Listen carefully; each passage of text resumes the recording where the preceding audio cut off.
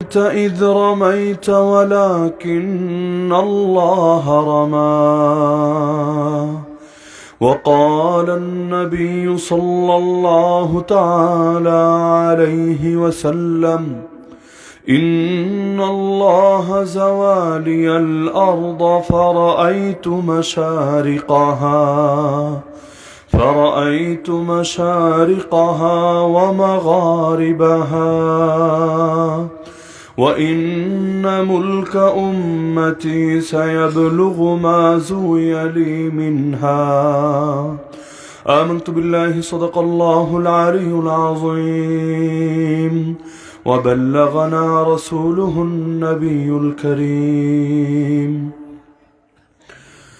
অবহেলিত জনপদ কানাইঘাটের মোলাগুল ইসলামিক সোসাইটির পক্ষ থেকে আয়োজিত আজকের এই কোরআনের মাহফিলের সম্মানিত সভাপতি ও আয়োজকবৃন্দ, উপস্থিত আমার শ্রোতা জজিবুল এহতারাম হযরত উলামায়ে কেরাম, এলাকার গণ্যমান্য মুরব্বীগণ, স্থানীয় এবং দূরদূরান্ত থেকে আগত দিন দরদি কোরআন প্রেমী প্রিয় তাওহীদ জনতা এবং পর্দার আড়ালে থাকা মা বোনেরা, অবহেলিত কেন বললাম আশা করি বুঝেছেন তো। আলহামদুলিল্লাহ, দরকার তো ছিল এটা, কষ্টে থাকলে পুরো বাংলাদেশ একরকম কষ্টে থাকবে, আরামে থাকলে সকলেই একরকম আরামে থাকবে, কিন্তু কেউ পাবে আর কেউ পাবে না, এটা তো আসলে হওয়া উচিত ছিল না, কিন্তু দুঃখজনকভাবে সেটাই হয়েছে।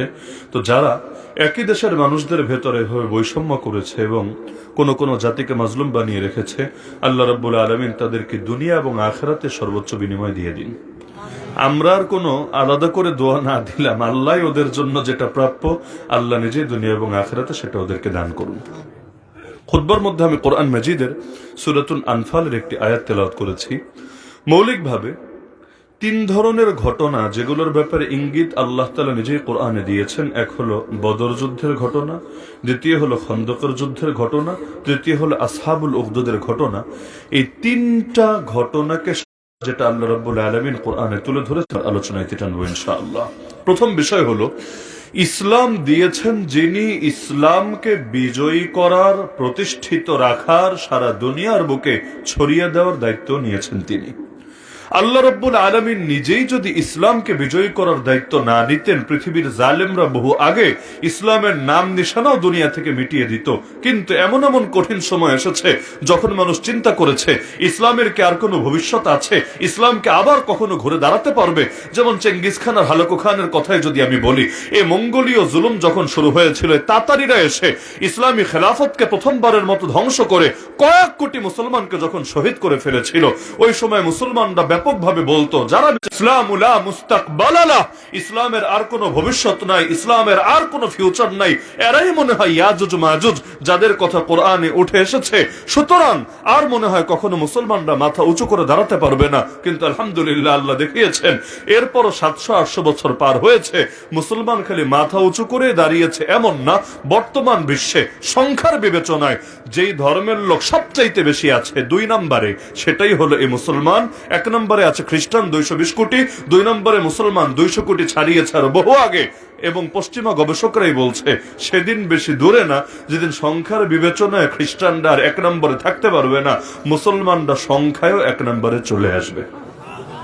কারণ যেই হারে মুসলমান বাড়ছে, দাওয়াতের বরকতও বাড়ছে, আবার মুসলমানের ঘরেও মুসলমান তৈরি হচ্ছে, তো যেই হারে মুসলমান বাড়ছে তাতে খুব বেশি দিন সংখ্যার বিবেচনায় 2 নম্বরে থাকা লাগবে না, 1 নম্বরেই চলে আসবে। আর বাকি যারা আছে এরা তো ধারে কাছেও না, বহুত কম বহুত কম বহুত কম। তাহলে এক সময় লোকে ভেবেছিল ইসলামের আর কোনো ভবিষ্যৎ নেই। আলহামদুলিল্লাহ, আজকে ইসলাম ছড়িয়ে গিয়েছে। এমনকি বিগত 2 যুগে সারা দুনিয়াতে, বিশেষ করে ওয়েস্টার্ন কান্ট্রিগুলোতে, ইসলামের বিরুদ্ধে প্রপাগান্ডা, ইসলামের বিরুদ্ধে সবচাইতে বেশি বিভিন্ন ট্যাগ, বিভিন্ন অপবাদ, বিভিন্ন ত্রাস ছড়িয়ে দেওয়া হয়েছে। তো যেই হারে সমালোচনা বেড়েছে, ওই হারে আলহামদুলিল্লাহ শুধু মুসলমানের সংখ্যাই না, যুবকদের ভেতরে, তরুণদের ভেতরে ইসলামী আন্দোলনের স্পিরিটও তত বেশি বেড়ে গিয়েছে। ইসলাম জিনিসটাই এমন, যদি দমানোর চেষ্টা না করা হয় হালকা হালকা বা স্বাভাবিক গতিতে আগায়, কিন্তু যখনই বাধা দেওয়ার চেষ্টা করা হয় কয়েক গুণ বেশি শক্তি নিয়ে আলহামদুলিল্লাহ এগিয়ে যায়।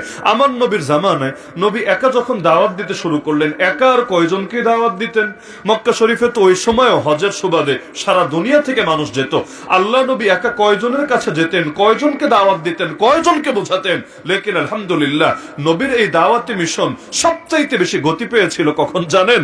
যখন বিরোধীরা আল্লাহ নবীকে দমন করার জন্য মরণ কামড় দিল, ওরা মক্কার অলিতে গলিতে লোক দাঁড় করিয়ে রাখলো, ওদের লোকদেরকে বুদ্ধি দিল যে তোরা এক কাজ করবি, যেখানেই নতুন নতুন লোক পাবি যারা মক্কা এসেছে, বাহিরের মানুষ হজের জন্য উমরার জন্য এসেছে, যাকেই দেখবি আগেই তার মগজ ধোলাই করার চেষ্টা করবি, তাকে বুঝাবি এই মক্কায় একটা পাগল আছে, এই মক্কায় একটা জাদুঘর আছে, খবরদার ভুলেও তার কাছে যাবা না, যদি যাও তোমাদেরকেও জাদু করে পাগল বানিয়ে দেবে, সুতরাং যদি সুস্থ থাকতে চাও তার থেকে দূরে থাকবা। এভাবে ট্যাগিং এর রাজনীতি শুরু করলো, ফতোয়ার বাজার গরম করার চেষ্টা করলো, চারদিকে তাদের বিরুদ্ধে যখন প্রোপাগান্ডা শুরু হলো। এখন আল্লাহ রাসূল সাল্লাল্লাহু আলাইহি ওয়াসাল্লাম তিনি তো একা, এখন চারদিক থেকে যখন এভাবে তার বিরুদ্ধে শুধু প্রোপাগান্ডা চলছিল, মানুষ চিন্তা করতে লাগলো কি রে, দুনিয়াতে পাগলের তো অভাব নেই, কত পাগল এলো আর গেল, কিন্তু কোন পাগলকে নিয়ে তো মানুষকে এত বেশি সিরিয়াস হতে দেখি নাই, এত বেশি মাথা ঘামাতে দেখি নাই। এমনকি নিজেদের না খাওয়া বাদ দিয়ে মক্কার অলিতে গলিতে লোক দাঁড় করিয়ে এভাবে কোন পাগলের বিরুদ্ধে মাইকিং করতে হয়, মানে তো মাইক ছিল না, মাইক ছাড়া মাইকিং আর কি, এভাবে তো আমরা আলোচনা করতে দেখি নাই। এই পাগল আবার কোন পাগল, একবার হলেও তো দেখা লাগে।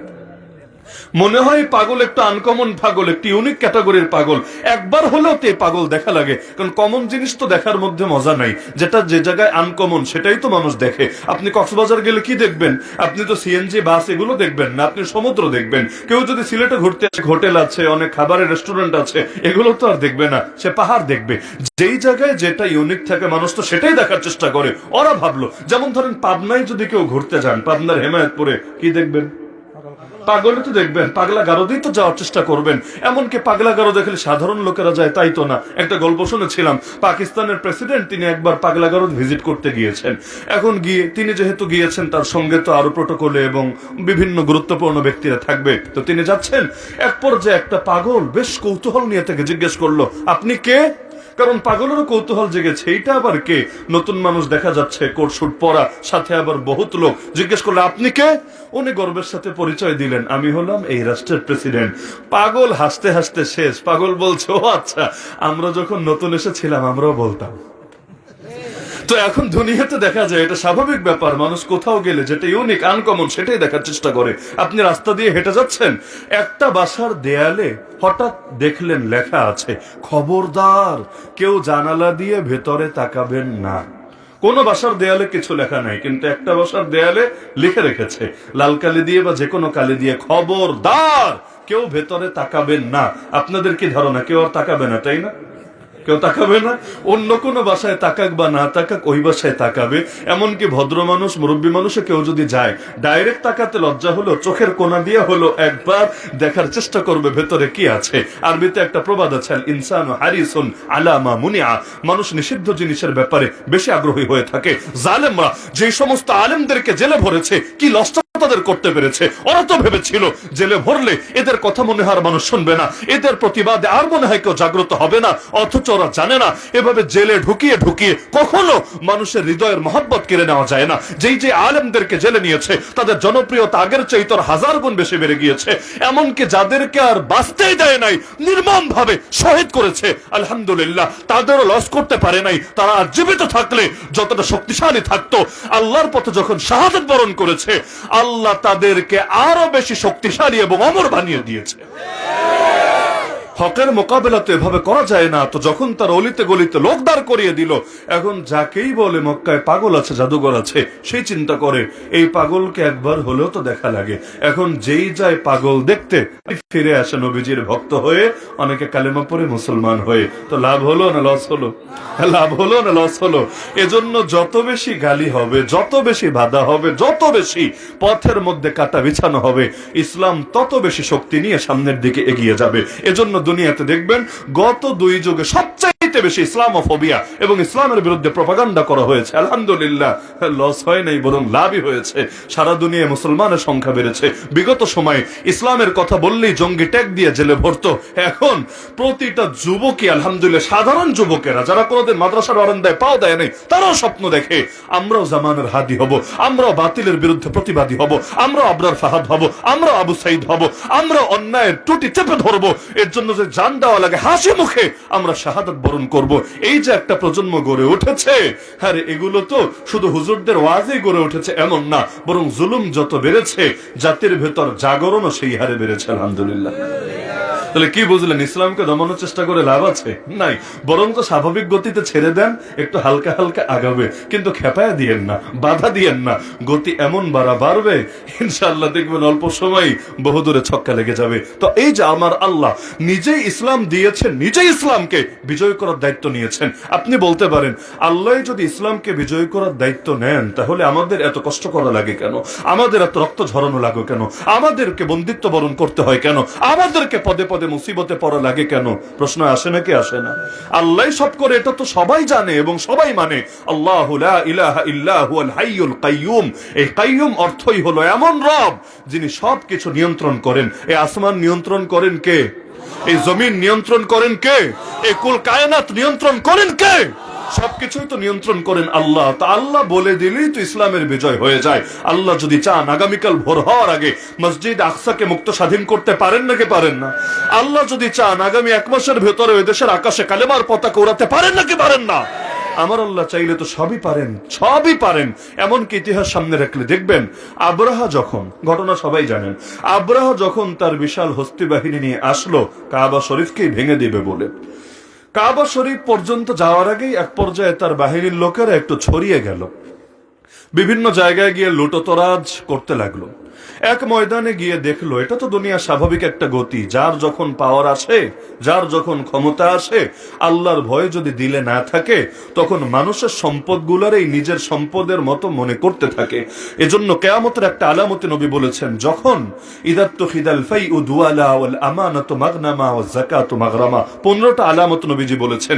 এর মধ্যে একটা আলামত বলেছেন যে কিয়ামতের আগে অবস্থা এমন হবে, মানুষ রাষ্ট্রীয় সম্পদকে পর্যন্ত গনিমতের মতো, মানে নিজের ব্যক্তিগত অ্যাসেটের মতো, এটাকে ব্যক্তিগত লাভের মতো, যে সে কেমন যেন যুদ্ধ করে অর্জন করেছে, এমনটা মনে করতে থাকবে। এজন্যই দেখেন না, যখনই যে একটু এগিয়ে যায় মানুষের মধ্যে চাঁদাবাজি, দুর্নীতি, সন্ত্রাসী বিভিন্ন রকম 2 নম্বরে করতেই থাকে। তা আব্রাহার বাহিনী গেল কাবা ভাঙতে, কিন্তু কাবা ভাঙায় সীমাবদ্ধ থাকলো না, এর আগেই বাহিনীর লোকেরা গিয়ে লুটোতরাজ করতে লাগলো। একটা মাঠে অনেক উট দেখতে পেল, তার বাহিনীর লোকেরা সব উট লুট করে নিয়ে আসলো কাকতালীয় ভাবে। সেই উটগুলো ছিল আল্লাহর নবীর দাদা, নাম সকলেই জানেন, কি নাম? Abdul Muttalib. আব্দুল মুত্তালিবের মালিকানাধীন উট, এগুলো তার বাহিনী লুট করে নিয়ে আসলো। আব্দুল মুত্তালিব এগুলো ছোটানোর জন্য এসে হাজির। প্রথমে দারোয়ানরা তো কাছে ঘেঁষতে দেবে না। আব্দুল মুত্তালিব নিজের পরিচয় দিল, আমি হলাম কুরাইশের সর্দার, এই এলাকার নেতা। দারোয়ানরা চিন্তা করলো নেতা তো নেতার সাথে সাক্ষাৎ করতেই পারে, বাধা দেওয়া উচিত না, তাদের ভেতরে বিভিন্ন আলাপ থাকতেই পারে। নিয়ে গেল আব্রাহার কাছে। আব্রাহার সামনে তিনি পরিচয় দিয়ে বললেন, তোমার বাহিনীর লোকেরা কোন অধিকারে আমার উট ধরে নিয়ে এসেছে, এখনই তাদেরকে বলে দাও আমার উটগুলো যাতে তারা ছেড়ে দেয়, আমার হাতে বুঝিয়ে দেয়। আব্রাহা হাসতে শুরু করলো। আব্রাহা বলল, কি রে, তোর নেতাকে বানিয়েছে? তোর মতো পাগলকে নেতা বানিয়েছেটাকে? আমি এসেছি তোদের পুরো শহরকেই তছনছ করে ফেলতে। আমি এসেছি তোদের গর্বের ধন ঐতিহ্যের প্রতি কাবা শরীফকে ভেঙে চূর্ণ বিচূর্ণ করে দিতে। কেমন নেতা রে তুই, কেমন সর্দার রে তুই? তোর এগুলো নিয়ে কোনো চিন্তা নাই, আর তুই আছিস তোর কয়েকটা উট নিয়ে চিন্তা করতে আর এগুলো নিয়ে সুপারিশ করতে। আরে বেটা পাগল, সব যখন ধ্বংস হবে, এই কয়েকটা উট তোর থাকলেই কি হবে আর না থাকলেই কি হবে? আব্দুল মুত্তালিবকে এভাবে সে ধিক্কার দিতে লাগলো, টিটকারি করতে লাগলো। আব্দুল মুত্তালিবও চুপ থাকলেন না, তিনি দ্বিগুণ গর্জনে বলে উঠলেন, আরে তুই ভেবেছিসটা কি? আনা রব্বুল ইবিল ওয়ালিল বাইতি রব্বুন, এর মালিক, তাই উটের ব্যাপারে সুপারিশ করতে এসেছি। ভাবিস না এই কাবার কোনো মালিক নাই, ভাবিস না এই ঘরের কোনো মালিক নাই। আর একটু সামনে আকবেরে দেখ না, আমার উটের উপর যখন আঘাত এসেছে, আমি যেভাবে বসে থাকি নাই, ওই কাবার উপর যখন তুই তোর হাত বাড়ানোর চেষ্টা করবি, কাবার রব থেমে থাকবে না, তোদেরকে এমন ভাবে ধ্বংস করবে, তোদের নাম নিশানাও জমিনে বাকি থাকবে না। বাস্তবে হয়েছে নাকি হয় নাই? যেখানে গিয়ে বান্দার চিন্তার দৌড় শেষ, সেখানে তো আল্লাহর কুদরতের দৌড় মাত্র শুরু। যেখানে বান্দারটা শেষ, বান্দা ভাবে হবে কিভাবে। যেমন খন্দকের যুদ্ধের কথাই যদি ধরি, মুনাফিকরা মহা খুশি ছিল সেই যুদ্ধের সময়। বলবেন কেন? ওরা চিন্তা করছিল ইতিপূর্বে মুসলমানদের যুদ্ধ হয়েছে এক এক দলের সাথে, কখনো এই দল, কখনো এই দল, কখনো এই দল। খন্দকের যুদ্ধ এক এক দল না, বরং সম্মিলিত দল, মানে জোট হয়ে গেছে বাতিলরা, তারা জোটবদ্ধ হয়ে লড়াইয়ে নেমেছে। এবার সেই জোটবদ্ধ শত্রুর বিরুদ্ধে লড়াই করতে হবে। এজন্য খন্দকের যুদ্ধের আরেকটা নাম হলো গাজওয়াতুল আহজাব। কোরআন মাজিদে একটা সূরাই আছে এই নামে, সূরাতুল আহজাব। আহজাব মানেই হলো সম্মিলিত বাহিনী। সম্মিলিত বুঝেন তো আপনারা, একক বাহিনী না, সম্মিলিত বাহিনী, এদের বিরুদ্ধে। তো মুনাফিকরা খুশি কেন? তারা ভাবছিল আরে মুসলমানরা আগে এক এক দলের বিরুদ্ধে খেলা দেখিয়েছে, তাতে কি, এখন তো দল সব এক হয়ে গেছে, আব কেয়া হোগা, এখন তো মুসলমানদের দিন শেষ হয়ে এসেছে, এখন আর কত কারিশমা দেখাবে, কত খেলা দেখাবে, এবার শেষ, এবার শেষ। এমনকি কয়েকটা যদি বাকিও থাকে সমস্যা নাই, ওরা কি বললো সেটাও আল্লাহ ওদের বাক্য সহকারে উল্লেখ করেছেন 28 নম্বর পারায় সূরা মুনাফিকুনের ভেতরে। কত বড় চান কপাল ওদের, ওদের নামে সূরাই আছে কোরআনে, মুনাফিকদের নামে সূরা আছে কোরআনে। অনেকে তো ভাবে কোরআনে থাকলেই মনে হয় সেই জিনিসটাই দামি হয়, কোরআনে থাকলেই মনে হয় সেই জিনিসটাই দামি হয়। কেউ কেউ তো এমনও বলে এই যুগে কোরআন নাজিল হলে এর নামও থাকতে পারতো, ওর নামে থাকতে পারতো। সুন্দর ভবিষ্যৎবাণী, মাশাআল্লাহ। কোরআনে তো ফেরাউনের নামও আছে, কোরআনে তো হামান, কারুন, ইবলিস, শয়তান সব নামই আছে, মুনাফিকদের নামে আস্তা সূরা আছে, তো কি হয়েছে, দামি তো হতে পারে নাই। অপরদিকে নবীর সাহাবীদের মধ্যে একজন বাদে কারো নামই নেই, একজন বাদে কারো নাম নাই। তো এমন একজন যিনি ওই প্রথম সিরিয়ালের না, আবু বকর, ওমর, ওসমান, আলী রাদিয়াল্লাহু আনহুম কারো নাম নাই, আছে শুধু যায়েদ রাদিয়াল্লাহু আনহু। যায়েদ 22 নম্বর পরে যায়েদ রাদিয়াল্লাহু আনহুর নাম আছে, এছাড়া দ্বিতীয় কারো নামই নাই। তো নাম নাই বলে দাম কিন্তু কমে যায় নাই। এমনকি কোরআনে আমার নবীর যে নাম মুহাম্মদ, যেই নামে কালেমা পড়ি লা ইলাহা ইল্লাল্লাহ মুহাম্মাদুর রাসূলুল্লাহ সাল্লাল্লাহু আলাইহি ওয়াসাল্লাম, এই নামটাই, মুহাম্মদ নামটাও আছে মাত্র মাত্র মাত্র 4 বার। কয়বার? 4 বার। আর ফেরাউন শব্দটা আছে 74 বার। কত বেশি চিন্তা করেন, 74 বার। তো 1-2 সূরায় না, 27টা সূরায়, 27টা সূরায় 74 বার উঠে এসেছে এই ফেরাউনের নাম, যদিও এটা ওর মূল নাম না। যেমন অনেক সময় এমন হয় মূল নামের চাইতেও অন্য কিছু বেশি প্রসিদ্ধ হয়ে যায়, নাম বলা লাগে না। আমি যদি মুরগি চোরা বলি, কোনো নাম বলা লাগবে না। আমি যদি কাউয়া বলি, কোনো নাম বলা লাগবে না। এরকম অনেকের অনেক কিছু থাকে আর কি, এগুলো মূল নামের চাইতেও বেশি প্রসিদ্ধ হয়ে যায়, বেশি ভাইরাল হয়ে যায়। তো ফেরাউনও তার আসল নাম ছিল না, কিন্তু এটা যে কোনো ভাবে তার সঙ্গে গিয়েছে। তাহলে ফেরাউনের নাম এত বেশি কেন? অনেক বড় দরবেশ বাবা ছিল এ কারণে না, অনেক বড় দরবেশ বাবা, সাধু বাবা কিছু ছিল এ কারণে না, বরঞ্চ এমন ভণ্ডের ভণ্ড, এমন শয়তানের শয়তান, এমন জালেমের জালেম, সব যুগের জালেম চিনাতে, ওদের চরিত্র, ওদের মুখোশ উন্মোচন করতে আমার আল্লাহ একটা পারফেক্ট উদাহরণ হিসাবে ব্যবহার করেছেন ওকে। এক ফেরাউন চিনেছেন মানে আপনি সর্বযুগের মোটামুটি সব জালেমের মূল ক্যারেক্টার আপনি ধরে ফেলেছেন। এক ফেরাউন লোকান্তরে, এরকম লক্ষ ফেরাউন আছে ঘরে ঘরে, কিয়ামত পর্যন্ত এরকম বহু ফেরাউন আসতেই থাকবে। তো আপনার জামানায় যদি কোনো ফেরাউন মাথা চারা দেয়, আপনি তার মোকাবেলায় জামানার মুসা হয়ে লাঠি হাতে নিয়ে মোকাবেলা করবেন কিভাবে, আল্লাহ সেই সবক শিখিয়েছেন কোরআনের পাতা থেকে। এজন্য দুনিয়াটা হয়েছে আধুনিক, আর কোরআন হলো সর্বযুগে সর্বাধুনিক। বাক্যটা মাথায় রাখবেন, দুনিয়া হয়েছে আধুনিক, সামনে আরো হয়তো আধুনিক হবে, কত আধুনিক হবে, কিন্তু ইসলাম এবং কোরআন সর্বযুগে সর্বাধুনিক। মানে দুনিয়ার মানুষদের জ্ঞান এবং তাদের দৌড় যেখানে গিয়ে শেষ, কোরআন এর চাইতে আরো অ্যাডভান্স, আলহামদুলিল্লাহ। এই জন্য যুগ এত উন্নত হয়েছে, একটা আয়াত ভুল প্রমাণ কেউ করতে পারে নাই। যুগ এত উন্নত হয়েছে, কিন্তু এখনো যুগের সঙ্গে খাপ খাওয়াতে কোরআনের কোনো কষ্ট হয় না, আলহামদুলিল্লাহ। তো মুনাফিকদের নামে যে সূরা আছে, এই সূরায় আল্লাহ বললেন, মুনাফিকরা খুশিতে বলল লা ইর রাজানা ইলাল মাদিনা, এবার খালি যুদ্ধ শেষে আমরা যখন মদিনায় ফিরবো, লা ইখরিজান্নাল আযু মিনহাল আযাল, আমরা সম্মানিতরা এই লাঞ্ছিতদেরকে ঘাড় ধাক্কা দিয়ে মদিনা থেকে বের করে দিব। নাউযুবিল্লাহি মিন যালিক। মুনাফিকরা বলছে ওরা সম্মানিত, আর লাঞ্ছিত কারা? আল্লাহর নবী এবং তার সাহাবীরা। নাউযুবিল্লাহি মিন যালিক। हर জামানায় সর্বযুগে মুনাফিকদের চোখে ইমানদাররা লাঞ্ছিত, সস্তা এবং অনর্থকী মনে হয়ে থাকে। এই জামানায়ও আলেম ওলামা দেখলে, দিন দরদি জনতা দেখলে, ইসলামের পক্ষের শক্তি দেখলে, নাস্তিকরা, বেঈমানরা, বামরামরা, সেকুলাররা কি বলে? এগুলোই তো বলতেছে এগুলো সমাজের বোঝা, এগুলো কচুরিপনা, এগুলো এদেশে ভাড়াটিয়া, এমন আচরণ করে যেন ওরা মানুষই না, যেন এদের অধিকারী থাকতে নেই। এমনকি সব দায় চাপায় তাদের উপরে। আগে তো ভাই তাও টুকটাক দায় চাপাতো, এখন তো মাশাআল্লাহ বাংলাদেশে এমন এমন গ্র্যান্ড মুফতিও তৈরি হয়েছে যারা ভূমিকম্পের কারণে ব্যাখ্যা করার যোগ্যতা অর্জন করে ফেলেছে। এবং ভূমিকম্প কেন আসে। সুবহানাল্লাহ। এইরকম এলেম কোন যুগের কোন মুফতির ছিল না, বিজ্ঞানীরাও তো পারবে না এত সুন্দর করে ব্যাখ্যা দিতে। আমার আল্লাহ কি জ্ঞান দিয়েছেন, মাথাটা খুলে জাদুঘরে রেখে দেওয়া লাগে। এইরকম মাথা দুনিয়ায় দ্বিতীয় কোনোটা আছে কিনা আল্লাহ ভালো জানে।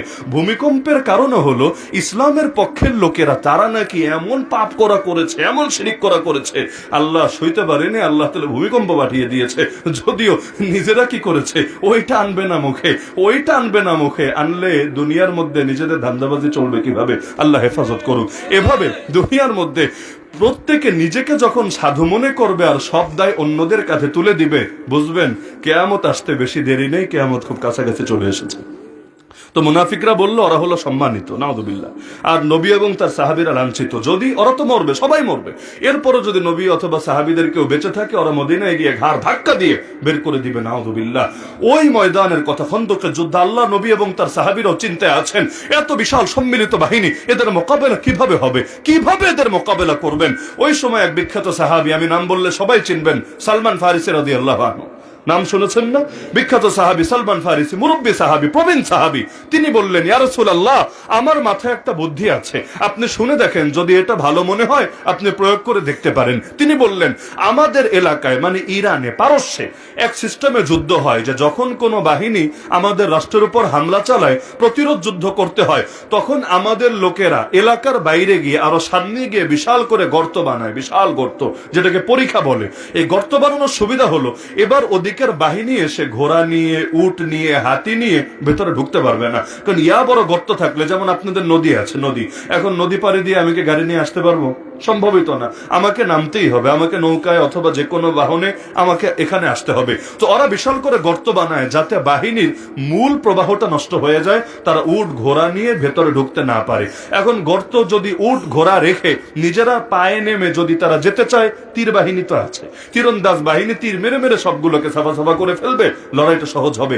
আল্লাহ নবীকে যখন এই পরামর্শ দিলেন সালমান ফারিসি রাদিয়াল্লাহু আনহু, কখনো ছোটদের মাথায় বড় বুদ্ধি আসতে পারে। বড় মানুষের মাথায় সব বড় বুদ্ধি থাকবে আর ছোটদের সবার মাথায় গোবর থাকবে, এটা জরুরি না। কখনো ছোটদের মাথায় আল্লাহ রাব্বুল আলামিন বড় বড় বুদ্ধি ঢেলে দিতে পারেন। এজন্য আল্লাহ নবীও সাহাবীদের থেকে পরামর্শ নিতেন, পরামর্শ করা নবীজির সুন্নাত। আর নিজেরটা সবার উপর চাপায়া দাও, এগুলো হলো ফেরাউনি আদর্শ এবং স্বৈরাচারী আদর্শ। আল্লাহ নবীকে এই পরামর্শ বড় পছন্দ করলেন। নবী সাহাবীদেরকে বলেন, চলো আমরা গিয়ে গর্ত খোঁড়া শুরু করে দেই। কিন্তু আরবের পাথুরে মাটি, শক্ত মাটি, এটা গর্ত খনন করা এত সহজ কোনো ব্যাপার না। ওখানে মাটি কি পরিমাণ শক্ত, এগুলো সৌদি গেলে তো এমনিও বুঝবেন, যারা গিয়েছেন অভিজ্ঞতা আছে। আমি জাস্ট একটা উদাহরণ দিলে বুঝবেন। উহুদের যুদ্ধে 70 জন সাহাবী শহীদ হয়েছেন। সংখ্যাটা ওই সময়ের হিসাবে অনেক, এখনের বিবেচনায় দেখলে খুব আহামরি না, 70 জন শহীদ হয়েছে। কিন্তু 70 জন সাহাবীকে 70টা কবরে শোয়ানো সম্ভব হয় নাই। বলবেন কেন? মাটি এই পরিমাণ শক্ত ছিল, আর বাকিরা এই পরিমাণ আহত ছিলেন, আক্রান্ত ছিলেন, গা থেকে রক্ত ঝরছিল। আল্লাহ নবীরও তো তার শহীদ হয়ে গিয়েছিল উহুদের ময়দানে। প্রত্যেকের জন্য একটা করে কবর খনন করবে, এটা কারো জন্য সম্ভব হচ্ছিল না। অবশেষে বাধ্য হয়ে এক কবরে 2 জনকে করেও শোয়াতে হয়েছে, একাধিক জনকে শোয়াতে হয়েছে। তাহলে মাটি কি পরিমাণ শক্ত হলে, নাহলে কবর খুঁড়তে কয় মিনিট লাগে, কবর খুঁড়তে কতক্ষণই বা লাগে, কিন্তু মাটি কি পরিমাণ শক্ত হলে শহীদ, যেই শহীদের জন্য মানুষ কখনো নিজের জানও কোরবান করতে পারে, কিন্তু ওই শহীদকে একটা কবর পর্যন্ত উপহার দেওয়া সম্ভব হয় না। এক কবরে 2 জনকে করে শোয়াতে হয়। ওই শোয়ানোর ক্ষেত্রে আল্লাহ নবী একটা আদর্শ দেখিয়ে গিয়েছিলেন। নবীজি বলেছিলেন, শোনো, কবরে যদি 2 জন রাখো, কিন্তু প্রথম কারে নামাবা, এই ক্ষেত্রে আদবের লক্ষ্য রাখবা, যার ভেতরে ইলম বেশি, কোরআনের ইলম, ওহীর ইলম যার ভেতরে বেশি, তার সম্মানে তার লাশটা আগে নামাবা, আর যার ভেতরে ইলম তুলনামূলক কম, তার লাশটা পরে নামাবা। আদব কাকে বলে, সম্মান কাকে বলে, আল্লাহ রাসূল সেখানেও দেখিয়ে দিলেন। তাহলে মাটি কি পরিমাণ শক্ত আইডিয়া করতে পারলেন তো? কবর খুঁড়তেই যদি এত কষ্ট হয়, পুরো মদিনাকে নিরাপদ করার জন্য পুরো অঞ্চল জুড়ে যে বিশাল গর্ত খুঁড়বে, এটা কত কষ্ট আপনি চিন্তা করেন। কিন্তু থেমে থাকার তো সুযোগ নাই। সম্মিলিত বাহিনী যদি মদিনায় ঢুকেই যায়, আরে মদিনা সবই তো নিরাপদ হবে, ঘরবাড়ি ধ্বংস হবে, মা বোনের ইজ্জত হুমকির মুখে পড়বে, সবই তো তছনছ হবে। এজন্য কাজ করতে হবে, সময় কম, কাজ বেশি। আল্লাহ নবী ও সাহাবীদের সঙ্গে আলহামদুলিল্লাহ কাজ শুরু করে দিলেন। নবী তো আর আজকালকার ওই ফাজিল নেতাদের মতো ছিলেন না, যে সিরুমে বসে ঠ্যাংয়ের উপর ঠ্যাং তুলে খালি আদেশ দিবেন আর কর্মীরা রাস্তায় রাস্তায় মরবে। কেউ তো দেশের বাইরে গিয়ে অডিও কলে আর ভিডিও কলে খালি সার্ভিস দিবে, আর কর্মীরা রাস্তাঘাটে বিভিন্ন চিপায় চাপায় শুধু মাইল খেতেই থাকবে। না, আল্লাহ নবী থাকতেন আরো আগে, যাতে আঘাতটা আসলে সবার আগে তার বুকেই লাগে। আল্লাহ রাসূল নিজেও কাজ করতে শুরু করলেন, সাহাবীরাও কাজ করতে শুরু করলেন। এখন সব সময় শুধু এই চিন্তা হচ্ছে যে কাজ শেষ করার আগে আবার বাহিনী চলে আসবে না তো, না হলে এত মেহনত সব তো বৃথা যাবে যদি কাজটা শেষ করা না যায়। সকলে কাজ করছেন, এমনকি কাজ করতে করতে এক পর্যায়ে খাবার ফুরিয়ে গেল, তো খাবার আনবেন কোত্থেকে? কিছু লোককে যদি পাঠান, যাও মদিনায় যাও খাবার নিয়ে আসো, ওতেই কাজে যে ভাটাটা পড়বে তাতেই কাজ শেষ করা চ্যালেঞ্জ হবে। এই জন্যই খাবারেরও চিন্তা করা গেল না, না খেয়ে কাজ চালাতে লাগলো। এক পর্যায়ে দেখা গেল আরে শরীরে তো সোজা রাখা যায় না, কাজ করবে কিভাবে? বাধ্য হয়ে কোমরের মধ্যে গামছা বাঁধলো। এক পর্যায়ে দেখলো গামছা দিয়েও কাজ হয় না, কোমরে তো সোজা রাখা যায় না, বাধ্য হয়ে পেটে পাথর বাঁধলো। এক পর্যায়ে দেখলো পাথর দিয়েও তার কাজ চলে না। এবার সাহাবীরা নবীজির কাছে এসে বলল, ইয়া রাসূলুল্লাহ দেখেন অবস্থা, পেটে পাথর বেঁধেছে, তাও তো কাজ আর কন্টিনিউ করতে পারছি না, কি করব? ইয়া রাসূলুল্লাহ যখন অপারগ হয়েছে তখনই বলেছি, আমরা পরিস্থিতি বুঝি, তো যখন আর পারি নাই তখনই আপনাকে বলেছি, এখন কি করব বলেন? আল্লাহ রাসূল আর কি বলে জবাব দিবেন, কি বলে সান্ত্বনা দিবেন? নবীজি তার নিজের পেট থেকে কাপড়টুকু সরালেন। সাহাবীরা দেখলো তাদের পেটে একটা করে পাথর বাঁধা, আমার নবীর পেটে দুইটা পাথর বাঁধা। আর কি জবাব লাগবে? ব্যাস ওই অবস্থায় কাজ চলতে লাগলো। এক পর্যায়ে তো একটা পাথর এমন আসলো, এটাকে কেউ ভাঙতে পারে না, কেউ কাটতে পারে না, কিন্তু গর্ত পুরোটা করতে চাইলে এটারও তো সমাধান করতে হবে। আল্লাহ নবী বলেন, সরো তোমরা, আমি দেখছি। আল্লাহ নবী হাতের মধ্যে কোরাল নিয়ে যেই মাত্র আঘাতটা করলেন, আলহামদুলিল্লাহ, আঘাত করতে দেরি, পাথরটা ভাঙতে দেরি না। শুধু ভাঙলো তা না, ভেতর থেকে একটা নূর বের হয়ে আসলো। আল্লাহ রাসূল সাল্লাল্লাহু আলাইহি ওয়াসাল্লাম বলেন, দুনিয়ার অমুক সুপার পাওয়ার রাষ্ট্রের প্রাসাদগুলো এই নূরের ভেতরে আল্লাহ আমার চোখে দেখিয়ে দিলেন। আমি বুঝতে পারছি শীঘ্রই আমার উম্মতের রাজত্ব খালি মদিনায় না, বরং ওই পর্যন্ত পৌঁছে যাবে। ওই পর্যন্ত দুনিয়ার সুপার পাওয়ার পরাশক্তি যেগুলো আছে ওই রাষ্ট্রগুলোতেও আমার উম্মতের রাজত্ব শীঘ্রই প্রতিষ্ঠিত হবে। আল্লাহ রাসূল বললেন, মুনাফিকরা শুরু করলো ট্রোল, তারা শুরু করলো হাসাহাসি। আরে দেখেছো পাগলের কারবার, পুরান পাগলের ভাত নাই, নতুন পাগলের আমদানি হয়েছে, পেটে খাবার নাই, গায়ে ভালো পোশাক নাই, আর এখানে বসে বসে গোটা দুনিয়া জয় করার স্বপ্ন দেখে। কিন্তু আমার আল্লাহ দেখিয়ে দিয়েছেন, আল্লাহর দেখানো স্বপ্নই সত্য ছিল, নবীর ভবিষ্যৎবাণী সত্য ছিল, মুনাফিকদের ধারণা বড় মিথ্যা ছিল। কারণ ওরা তো চোখে যা দেখে এটা দিয়ে বিবেচনা করে, কিন্তু ওরা জানে না আমার আল্লাহর কুদরতের পরিধি কত ব্যাপক হতে পারে। আজকে যখন আমরা বলি, সেদিন বেশি দূরে না যেদিন শুধু এই বাংলার আকাশে না, গোটা বিশ্বের আকাশে আবার ইসলামের পতাকা পতপত করে উড়বে, তখন মুনাফিকরা টিটকারি মারতে শুরু করে।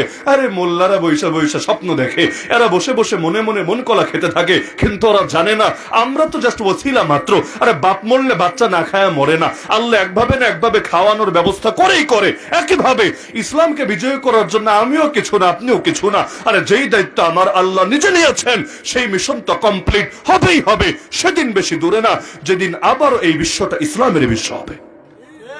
যারা আগ থেকে পক্ষে থাকবে তাদের মুখটা সেদিন উজ্জ্বল থাকবে, আর যারা আগ থেকে পক্ষে থাকবে না তাদেরকে ওই সময় কুফরি শক্তির পক্ষের রাজাকার হিসাবে চিহ্নিত করা হবে।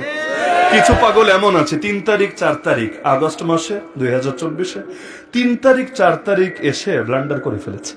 আগে মোটামুটি একটুটাও চুপচাপ থাকলে লাস্টে গিয়ে এমন 2-1টা বাক্য মিডিয়ার সামনে বলে ফেলেছে, কারণ তারা ভেবেছে নেত্রী কি আর আমাদেরকে এতিম বানায়া এভাবে কি পালাবে? নেত্রীর সামনে তো কিছু না, শাপলা চত্বরের লাখো জনতাও কিছু না, এই এত বড় বড় রাজনৈতিক দলদের এত লাগাতার আন্দোলনও কিছু না, আর তাই সে কি কোনোভাবে পালাবে? তারা তো ভাবে নাই যে দিন কত তাড়াতাড়ি ঘনিয়ে এসেছে, আর নেত্রীজির উপর আমার আল্লাহর পাকড়াও কত দ্রুত চলে আসছে। এমনকি সামনে খাবার রেডি, খাবার খাওয়ার টাইম নেই, ফ্রিজে কি বিশাল বিশাল মাছ রেডি, একটাবার চেক করার সুযোগ নাই, বেডরুমের কাপড় চোপড় গুলো সব গুছগাছ করে একবার নেওয়ার সুযোগ নাই। এত তাড়াতাড়ি যে আসবে এটা তো তারা কল্পনাও ভাবে নাই। শেষ টাইমেও যদি কিছু লোক চুপ থাকতো, অন্তত পরবর্তী দিনগুলো একটা মান সম্মান নিয়ে এলাকায় থাকতে পারতো। কিন্তু লাস্ট টাইমে কিছু কিছু পাগল, আমি নাম বলতে চাই না, এমন কিছু মন্তব্য করেছে, শেষে ঠিকই মানুষের ভক্তি শ্রদ্ধা নষ্ট হয়ে ওদেরকেও দৌড়ানোর উপর থাকতে হয়েছে। সুতরাং ইসলামেরও বিজয় হবেই হবে, আমাকে নিয়ে হোক আর আমাকে ছাড়া হোক। আগ থেকে যদি ইসলামের পক্ষে না থাকেন, 2 দিন পর মুখ কিভাবে দেখাবেন? বিজয় হবে, নিশ্চিত থাকেন, বিজয় হবেই। আপনি কিছু করলেও হবে, না করলেও হবে। আগ থেকে যদি পক্ষে থাকেন, আলহামদুলিল্লাহ, অন্তত সমাজে মুখটা দেখাতে পারবেন। না হলে কোন দিকে যে দৌড়ের উপর থাকবেন, এটা তখন আর নিজের অবস্থানই ঠিক থাকবে না। সুতরাং মাথায় এটা রাখেন, যেই দায়িত্ব আল্লাহ নিয়েছেন সেই দায়িত্ব কখনোই ব্যর্থ হতে পারে না। তাহলে মুনাফিকরা ওই সময় হাসাহাসি শুরু করলো যে পরনে ভালো কাপড় নাই, পেটে খাবার নাই, কিন্তু স্বপ্ন দেখছে, স্বপ্ন পূরণ হয়েছে। এক পর্যায়ে বিশাল করে গর্ত খনন করা সম্ভব হলো, বাহিনী এসে হাজির। তো মুসলমানরা টেনশনে, আল্লাহ এত বিশাল বাহিনী, কি হবে না হবে। বাহ্যিক টেনশন তো আসতেই পারে। নবী মুসা আলাইহিস সালামের সামনে যখন জাদুঘররা বিশাল বিশাল সাপ বানালো, কোরআনে আছে ফাআউজাসা ফি নাফসিহি খিফাতাম মুসা, তিনিও ভেতরে ভয় পেলেন, মানবীয় ভয়, ন্যাচারাল ভয় তিনি পেলেন। আল্লাহ এগুলো কি? আল্লাহ সান্ত্বনা দিলেন, কুলনা লা তাখাফ, আমি বলে দিলাম মুসা ভয় পাও না, ইন্নাকা আনতাল আ'লা, তুমি হবা বিজয়ী। বেশি কিছু লাগবে না, খালি হাতের লাঠিটা নিক্ষেপ করো, বাকিটা চোখে চোখে তোমার চোখের সামনে নিজেই দেখতে থাকো। তো সাহাবীরাও চিন্তায় পড়ে গেলেন, আল্লাহ এবার কি হবে? কিন্তু ওই যে বললাম, যেখানে বান্দার চিন্তার দৌড় শেষ, সেখানে আমার আল্লাহর কুদরতের দৌড় শুরু। আমার আল্লাহ কোরআনে বলেন, ওয়াকাফাল্লাহুল মুমিনিনাল কিতাল, মুমিনদের জন্য সেই যুদ্ধে আল্লাহ নিজেই যথেষ্ট হয়ে গেলেন। দুনিয়ার কিছু লাগলো না, মুসলমানদের আর বড় কষ্ট করা লাগলো না, আল্লাহ নিজেই মুসলমানদের পক্ষ হয়ে যুদ্ধ করে দিলেন। আপনি বলবেন কিভাবে? আল্লাহ আবার যুদ্ধ করে নাকি? আল্লাহ যুদ্ধ করলেন। আমার আল্লাহর বাহিনীর অভাব নাই। ওমা ইয়ালামু জুনুদ রাব্বিকা ইল্লাহু, রাতের বেলা সবাই যখন ঘুমাচ্ছে, আমার আল্লাহ এমন ঝড় পাঠিয়ে দিলেন। ঝড় বুঝেন? এমন তুফান আমার আল্লাহ পাঠিয়ে দিলেন, ওদের যা কিছু আছে, ওদের তাবুত আছে, তাবুত উড়ালো, ওদের ড্যাগ ডেকচি যা কিছু আছে সব অন্ধকারের ভেতরে উড়ায় নিয়ে যেতে লাগলো। অন্ধকারে তো আতঙ্ক একটু বেশিই লাগে। যদি আলোয় হয়, দিনের ভেতর হয়, তো চোখের সামনে দেখতে পারে, কিন্তু অন্ধকারে যদি মায়ের শুরু হয়, তাহলে কে কারে মারছে এটা তো অনেক সময় টের পাওয়া যায় না। ওই শাপলা চত্বরের রাতে আমার মনে আছে, সারা রাত তো সেখানে কাটালাম। একটা দৃশ্য, এমনি তো ওই সারাদিন বৃষ্টিতে ভিজে ভিজে ভলান্টিয়ারি করে জ্বর চলে এসেছে, তারপর একটা দৃশ্য দেখি, কি যে হাসা হেসেছে সেই রাতে, মজাই আলাদা। সেটা হলো, কোথ থেকে চিপা গলি থেকে 4-5 বের হয়, হাতের মধ্যে কিছু ঢিলা থাকে, পকেটের মধ্যে থাকে, এগুলো ঠাস ঠুস করে মারে। আর পুলিশ এসে যখন ধরতে যায়, মুহূর্তের ভেতর হাওয়া, এখন হাওয়া তো হাওয়া আর খুঁজে পায় না, আবার কোত্থেকে কিছুক্ষণ পর বের হয়, আবার মারে, আবার ধরতে যায়, আবার হাওয়া। আমি শুধু 2 তলা থেকে, ওই এক বিল্ডিং এর 2 তলা থেকে দেখছিলাম, আর আল্লাহ শুকরিয়া আদায় করছিলাম, না মজাই তো লাগছে, পুরো গেম মনে হচ্ছে আমার কাছে, যে না এত কষ্টের ভেতরেও আলহামদুলিল্লাহ আল্লাহ তাআলা কিছু খেলা দেখাচ্ছেন। তো রাতের অন্ধকারে জিনিসটা তো জটিল, তো রাতের অন্ধকারে এমন ভাবে ওদের সবকিছু উড়িয়ে নিয়ে যেতে লাগলো। ওরা ভাবলো মুসলমানরা মনে হামলা করে দিয়েছে, এবং এমন ভয়ঙ্কর হামলা, সবাই মনে হয় গণহারে মারছে। এমনকি ওদের ঘোড়াগুলো পর্যন্ত পেরেশান হয়ে এমন ছোটাছুটি শুরু করলো, রশি ছিঁড়ে যেদিকে পারলো সেদিকে ছুটলো। ঘোড়ার পায়ের তলায় পড়েই ডজন কাফের সেখানে মৃত্যুবরণ করলো। বাকিরাও ভয়ে এমন দৌড়, একটা আরেকটার লগে বাড়ি খেতে অস্ত্রের আঘাত লাগতে ওরাই আহত নিহত হতে লাগলো। এক পর্যায়ে সকাল হতে হতে পুরো মাঠ খালি হয়ে মুসলমানরা যুদ্ধ ছাড়াই বিজয় লাভ করে ফেলল। তাহলে এই যুদ্ধে বিজয় লাভ করলো আলহামদুলিল্লাহ কার কুদরতে? আল্লাহ। কারণ আল্লাহ বলেন মুসলমানদের পক্ষ থেকে লড়াইটা তো আমি করে দিয়েছি।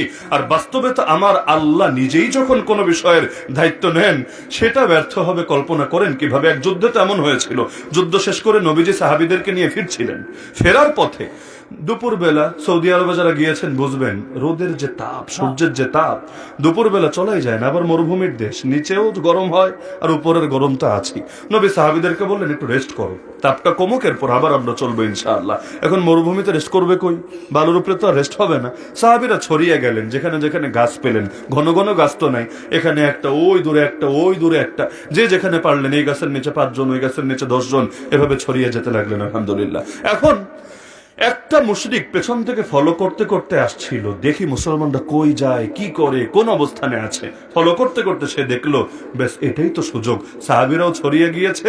আল্লাহ নবী নিজে একটা গাছের নিচে, যে গাছটার নাম বাবলা গাছ, আরবিতে বলে সামুরা, অনেকে হয়তো নামও শোনে নাই, বাবলা গাছ। আল্লাহ নবী একটা গাছের ছায়ায়, বাবলা গাছের ছায়ায় বিশ্রাম করতে লাগলেন। বিশ্রামে যাওয়ার আগে, এখন কোমরে তরবারি নিয়ে তো আর শোয়া যায় না, ব্যথা লাগবে, আঘাত লাগবে, কোমর থেকে তরবারিটা খুলে আল্লাহ নবী এটা কোষবদ্ধ অবস্থায় সেই বাবলা গাছের ডালের সঙ্গে বেঁধে বিশ্রাম শুরু করলেন। মুশরিক তো মহা খুশি, আরে যদিও অস্ত্র সাথে আনে নাই, কিন্তু ভাবলো আজকে নবীর তরবারি দিয়ে নবীরা জবাই করবে, নাউযুবিল্লাহ। এখন পেছন থেকে সে যখন দেখলো নবীও ঘুমে, সাহাবীরাও ঘুমে, বেশ আস্তে আস্তে করে যেতে পায়ের আওয়াজে কেউ না টের পেয়ে যায়, এভাবে আসলো, এসে নবীর তরবারিটা নিয়ে কোষমুক্ত করলো, সে রেডি, আল্লাহ নবীকে মারবে। এদিকে নবীও টের পেয়ে গেলেন, কারণ নবীগণের একটা মুজিজা হলো তাদের দিল কখনো ঘুমায় না। চোখ ঘুমায়, দিল ঘুমায় না। আমরা তো ঘুমালে চোখও ঘুমায়, দিলও ঘুমায়, কোন দিকে ফজরের আজান নামাজ শেষ হয়ে যায় এটাও টের পাই না। কিন্তু আল্লাহ রাসূল সাল্লাল্লাহু আলাইহি ওয়াসাল্লাম তিনি টের পেলেন, দাঁড়িয়ে গেলেন। এবার নবীর গর্দানে তরবারি ধরে বলে, মাই ইয়ামনাউকা মিন্নি ইয়া মুহাম্মদ, হে মুহাম্মদ তোমারে কে বাঁচাবে আমার হাত থেকে? নাউযুবিল্লাহ। পাগল ভেবেছে বাঁচায় তো সাহাবীরা, এখন তো সাহাবীরা নাই আশপাশে, সাহাবীরা নাই আশপাশে, এখন কে বাঁচাবে? আল্লাহ নবী মোটেও বিচলিত না, মোটেও উদ্বিগ্ন না, মোটেও পেরেশান না। নবী জাস্ট একটা শব্দ উচ্চারণ করলেন, জাস্ট একটা শব্দ। তিনি বলেন আল্লাহ। শব্দটা উচ্চারণ করতে দেরি, ওর হাত থর থর করে কাঁপা শুরু হতে দেরি না।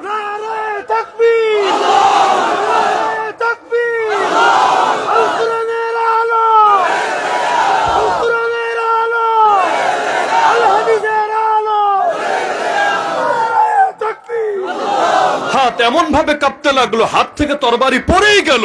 আরে দুনিয়া আজকে যারা তোমরা ভাবছো যে তোমরা ইসলামী শক্তির পক্ষে না থাকলে ইসলামী শক্তি আগাবে কিভাবে, আগামীর বাংলাদেশ ইসলামের পতাকা ওড়াবে কিভাবে? আরে তোমরা ভেবেছোটা কি? তোমরা ভেবেছো তোমরা 10 জন 20 জন 50 জন 100 জন 1000 জন না থাকলে ইসলাম থেমে যাবে? তোমরা সেকুলারদের হাত শক্তিশালী করলে ওরাই সব ক্ষেত্রে এগিয়ে যাবে। আরে পাগল, ভেবেছোটা কি? মানুষের হাতে কিছু না, সবকিছু তো একজনের হাতে, নাম তার আল্লাহ। সে আল্লাহর ফয়সালা যখন আসবে, তোমাদের মতো দালালরা পক্ষে থাকলেও কিছু আসে যায় না, বিপক্ষে গেলেও কিছু আসে যায় না।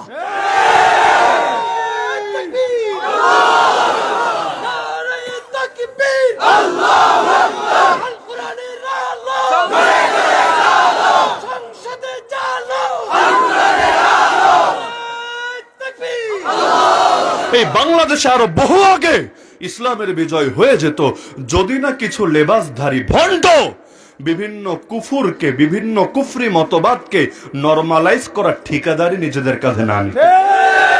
নিজের স্বার্থের জন্য, নিজের ধান্দার জন্য কোন মানুষ যখন বিভিন্ন কুফরি মতবাদের ধারক বাহকদের সঙ্গে হাত মিলায় এবং তাদের পা চাটতে চাটতে নিজের জিহ্বাকে এবং তাদের জুতার তলারে পর্যন্ত ক্ষয় করে ফেলে, ওই সময় আপামর জনতা তো ধোকা খায়, তারা তো ধোকা খেয়ে বোকা হয়। আরে ওদের মধ্যেই যদি এত গ্রুপিং থাকে তাহলে আমরা কি করব?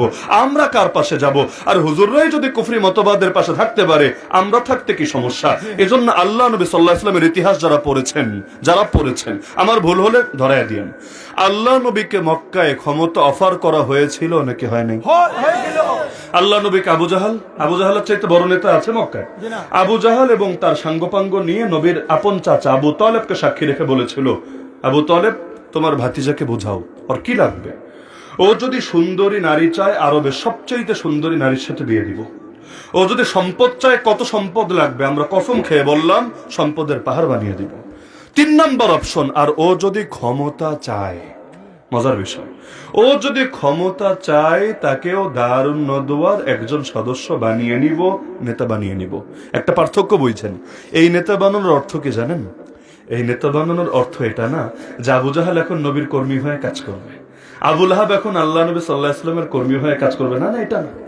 মক্কায় একনায়কতন্ত্র ছিল না, এগুলো ফেরাউনের দেশে ছিল, নমরুদের দেশে ছিল, তৎকালীন মক্কায়ও ছিল না। মক্কায় দারুন নদওয়ায় তারা মিটিং করে করে সিদ্ধান্ত নিত। এজন্য আবু জাহাল নবীরে খুন করতে চায়। এই একটা মৃত্যুদণ্ডের রায় বাস্তবায়ন করতে 13 বছর সময় লেগেছিল। 13 বছর। কেন জানেন?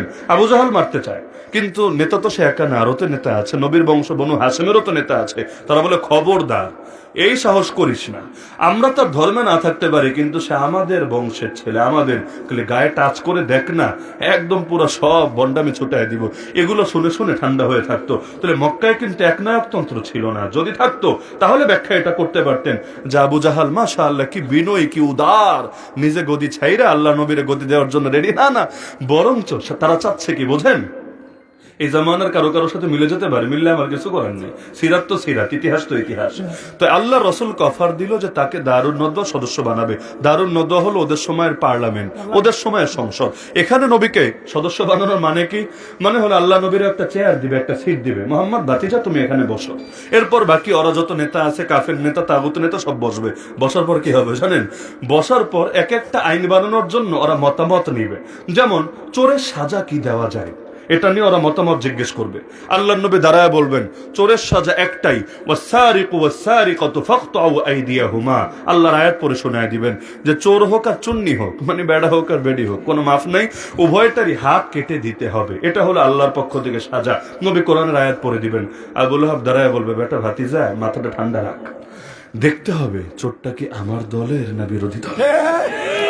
যদি আমার দলের হয় হাত কাইটা দিলে তো শেষই, বরং ওরে চিপাই নিয়ে আস্তে করে বোঝাতে হবে, শোন বেটা, খাবি ঠিক আছে, কিন্তু একা একা খেলে তো হবে না, নিজে কিছু খেলে একটু ভাগযোগ দিয়ে খেতে হয়, বেশি না 10% দে, বাকিটা খা, ভাগে যোগে আমরা খাই, 10 মিলে করি কাজ, হারি জিতি নাহিলাজ। সুতরাং যদি আমাদের দলের হয় এভাবে আমরা তাহলে সিস্টেম করব, আর বিরোধী দলের যদি হয় খালি হাত না, প্রয়োজনে হাত পা কল্লা যা মনে চায় তা কাটো, সমস্যা নেই। আবার উতবা সাহেব আরেকজন দাঁড়ায় বলতো, না না, এগুলো উগ্রতা, এগুলো বর্বরতা, এগুলো নৃশংসতা, এগুলো হিংস্রতা, এভাবে চলতে পারে না। কি করতে হবে? ওরা 2 মাসে জেল দিয়া দিবা, কারণ হাত কাইটে দিলে তো এটা সিল লেগে যাবে। হাত তো আর টিকটিকির লেজ না যে কয়দিন পর আরেকটা বের হবে। এখন হাত যদি কেটেই দাও, আগামী দিনে নেতাজি যখন এলাকায় যাবে, জাতির সামনে গিয়া বিভিন্ন আশ্বাস টাশ্বাস দিবে, জাতি যদি দেখে নেতার হাতই কাটা এখান থেকে, তখন যদি বলে আমার একটা ভোট দিয়া দেখেন না, আপনাদের জান মাল ইজ্জত আবরু সব নিরাপদ থাকে, কিন্তু জাতি দেখবে কিরে হাত নাই কেন, এখানে হাত গেল কই, তার মানে এটা তো চোরের ঘরের চোর, পুরো আস্থা চুরি করে আর হাতটা কইছে। তখন যদি যায় ভোট চাইতে, মানুষ ভোট না দিয়া জোতার বাড়ি দিয়ে বিদায় করবে। সুতরাং সে বলবে যে না থাক, 2 মাসের জেল দিয়ে দে। এভাবে সবার মতামত যখন নেওয়া হবে, নবী তো একজন আর ওরা তো অনেকজন, পয়েন্ট বুঝেন, নবী তো একজন, ওরা তো অনেকজন, দিন শেষে নবীর প্রস্তাবিত আইন পাশ হবে না ওদেরটা পাশ হবে? পাশ হবে ওদেরটা, কিন্তু লসটা কি হবে জানেন? আল্লাহ নবী যেহেতু ওদের সাথে আছেন, আল্লাহ নবী যেহেতু ওদের সাথে আছেন, ওরা যত চাঁদাবাজি করবে, ওরা যত সন্ত্রাসী করবে, ওরা যত 2 নাম্বারি করবে, ওরা যত দুর্নীতি করবে, ওরা যত গরিবের হক মারবে, ওরা যত মা বোনের ইজ্জত আবরু নষ্ট করবে, এগুলোর দায়িত্ব নবীর কাঁধেও চলে আসবে। কেন? আল্লাহ নবীর ভক্ত যারা, আল্লাহ নবীর ভক্ত যারা, ধর্মপ্রাণ মুসলমান যারা, তারা চিন্তা করবে, আরে ওরা যদি খারাপই হতো, নবী তো ওদের সঙ্গে থাকতো না। নবী যেহেতু আছে, নবী যেহেতু আছে, তার মানে আমরা দেখতে খারাপ মনে হলেও, আমরা দেখতে চাঁদাবাজ, দুর্নীতিবাজ, মাদকখোর, চোরাচালানকারী মনে হলেও, ওরা মনে হয় আসলে দিলে দিলে হাসান বসরি, আমরা আর কি বুঝতে পারছি না। এটা চিন্তা করে জাতি ধোকা খেয়ে বোকা হবে নাকি হবে না? কেউ যদি বলে নবী ক্ষমতা দিয়ে কি করবেন, হুজুর মানুষের আবার ক্ষমতা লাগে, এই কারণে তিনি ক্ষমতা নেন নাই, তাহলে ভাই মদিনায় যাওয়ার পর কেন নিলেন? তার মানে আল্লাহ নবী ক্ষমতার বিরোধী না, কারণ পাওয়ার ছাড়া আদর্শ কখনো প্রতিষ্ঠা করা যায় না। শুধু ওয়াজ করলেই যদি ইসলাম বিজয়ী হতো, মক্কায় বিজয়ী হলো না কেন? শুধু দোয়ার দ্বারাই যদি সমাধান হতো, দোয়া তো নবী হেরা গুহায় বসেও করেছেন, অটোমেটিক দিন বিজয় হলো না কেন? আমার নবীকে বদরে, উহুদে, খন্দকে, তাবুকে, হুনাইনে 27টা যুদ্ধে নিজেকে কেন যেতে হলো? 47টা ময়দানে বাহিনী কেন পাঠাতে হলো? এটা দ্বারাই প্রমাণিত হয় শুধু দোয়া দিয়ে, শুধু ওয়াজ দিয়ে, শুধু নসিহত দিয়ে, শুধু দাওয়াত দিয়ে, শুধু আত্মশুদ্ধি দিয়ে হয় না, বরং দিন কায়েমের জিহাদও লাগে, নিজের জানও বাজি রাখা লাগে। এগুলো যখন হয় তখনই কেবল আল্লাহর বিশেষ নুসরত নেমে আসে।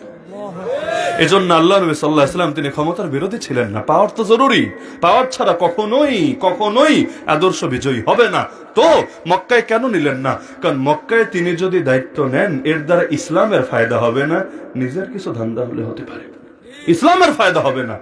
আজকে যারা নিজের স্বার্থের জন্য বলবেন হুজুর কলিজায় হাত দিয়েন না, ভাই বিগত 17 বছরে হাত না দিয়া পারি নাই, হাত দিতে গিয়া তো জেলেও গেলাম, একটা বছর তো জেলও খাটলাম, ঈদের দিনও রিমান্ডে থাকলাম, রমজানের শেষ দশকও রিমান্ডে কাটালাম। সুতরাং আগে যেহেতু চুপ রাখতে পারে নাই, এখন তো পারার কোনো প্রশ্নই আসে না। এমনকি আমি ব্যক্তিগতভাবে একটা নীতিতে বিশ্বাসী, সুবহানাল্লাহ আলহামদুলিল্লাহ জিকির করলে আর কয়টা নেকি পাবো? আল্লাহর দ্বীনের জন্য যদি গালি খাই, আল্লাহর দ্বীনের জন্য যদি মাইর খাই, আল্লাহর দ্বীনের জন্য যদি আঘাতপ্রাপ্ত হই, আমল নামায় নেকি আরো অনেক বেশি হবে ইনশাআল্লাহ। কারণ জিকির করলে খালি জিকিরের সওয়াব, আর গালি খেলে সমস্ত নবীর সুন্নাত জিন্দা হওয়ার সওয়াব, সবরের সওয়াব, ইস্তেকামতের সওয়াব। এমনকি আমারে যদি গালি খাওয়ার ফজিলত নিয়ে ওয়াজ করতে বলেন, আমি অন্তত 5 ঘন্টা ওয়াজ করতে পারবো, খালি গালি খাওয়ার ফজিলত কি, গালি খাওয়ার। এজন্য গালি তো সব নবীরা খেয়েছেন, সব নবীরা খেয়েছেন। গালির দ্বারা ঈমান বাড়ে, গালির দ্বারা হিম্মত বাড়ে, গালির দ্বারা মনোবল বাড়ে, গালির দ্বারা অটলতা অবিচলতা বাড়ে। গালির ফজিলত বইলে শেষ করা যাবে না। আল্লাহ নবীকে গালি দেওয়া হয়েছে নাকি হয়নি? ওই জামানায় যার কিছু দেওয়া সম্ভব ছিল সবই দেওয়া হতো, সব। এজন্য মাঝে মাঝে আমি নিজে ইচ্ছা করে গালি খাই, গালি খাওয়ার ব্যবস্থা করে দেই। ভাই তোরা অবাধে এবার গালি দে, কোনো বাধা নাই, কোনো সীমাবদ্ধতা নাই, কোনো সংকীর্ণতা নাই যে 5000 জন দিতে পারবি বাকিরা না, দরজা খোলা, ধুমায় দে দে দে। কারণ তোদের গালি যত বাড়বে, তোদের কিছু নেকি আমার আমল নামা সময় অ্যাড হবে, পাশাপাশি ইনশাআল্লাহ দিলের মধ্যে হিম্মত আর বহুগুণ বেড়ে যাবে।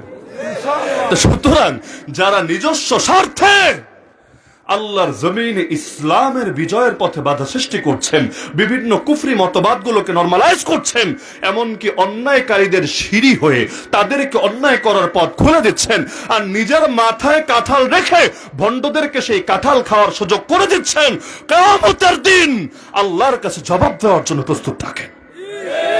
নবীর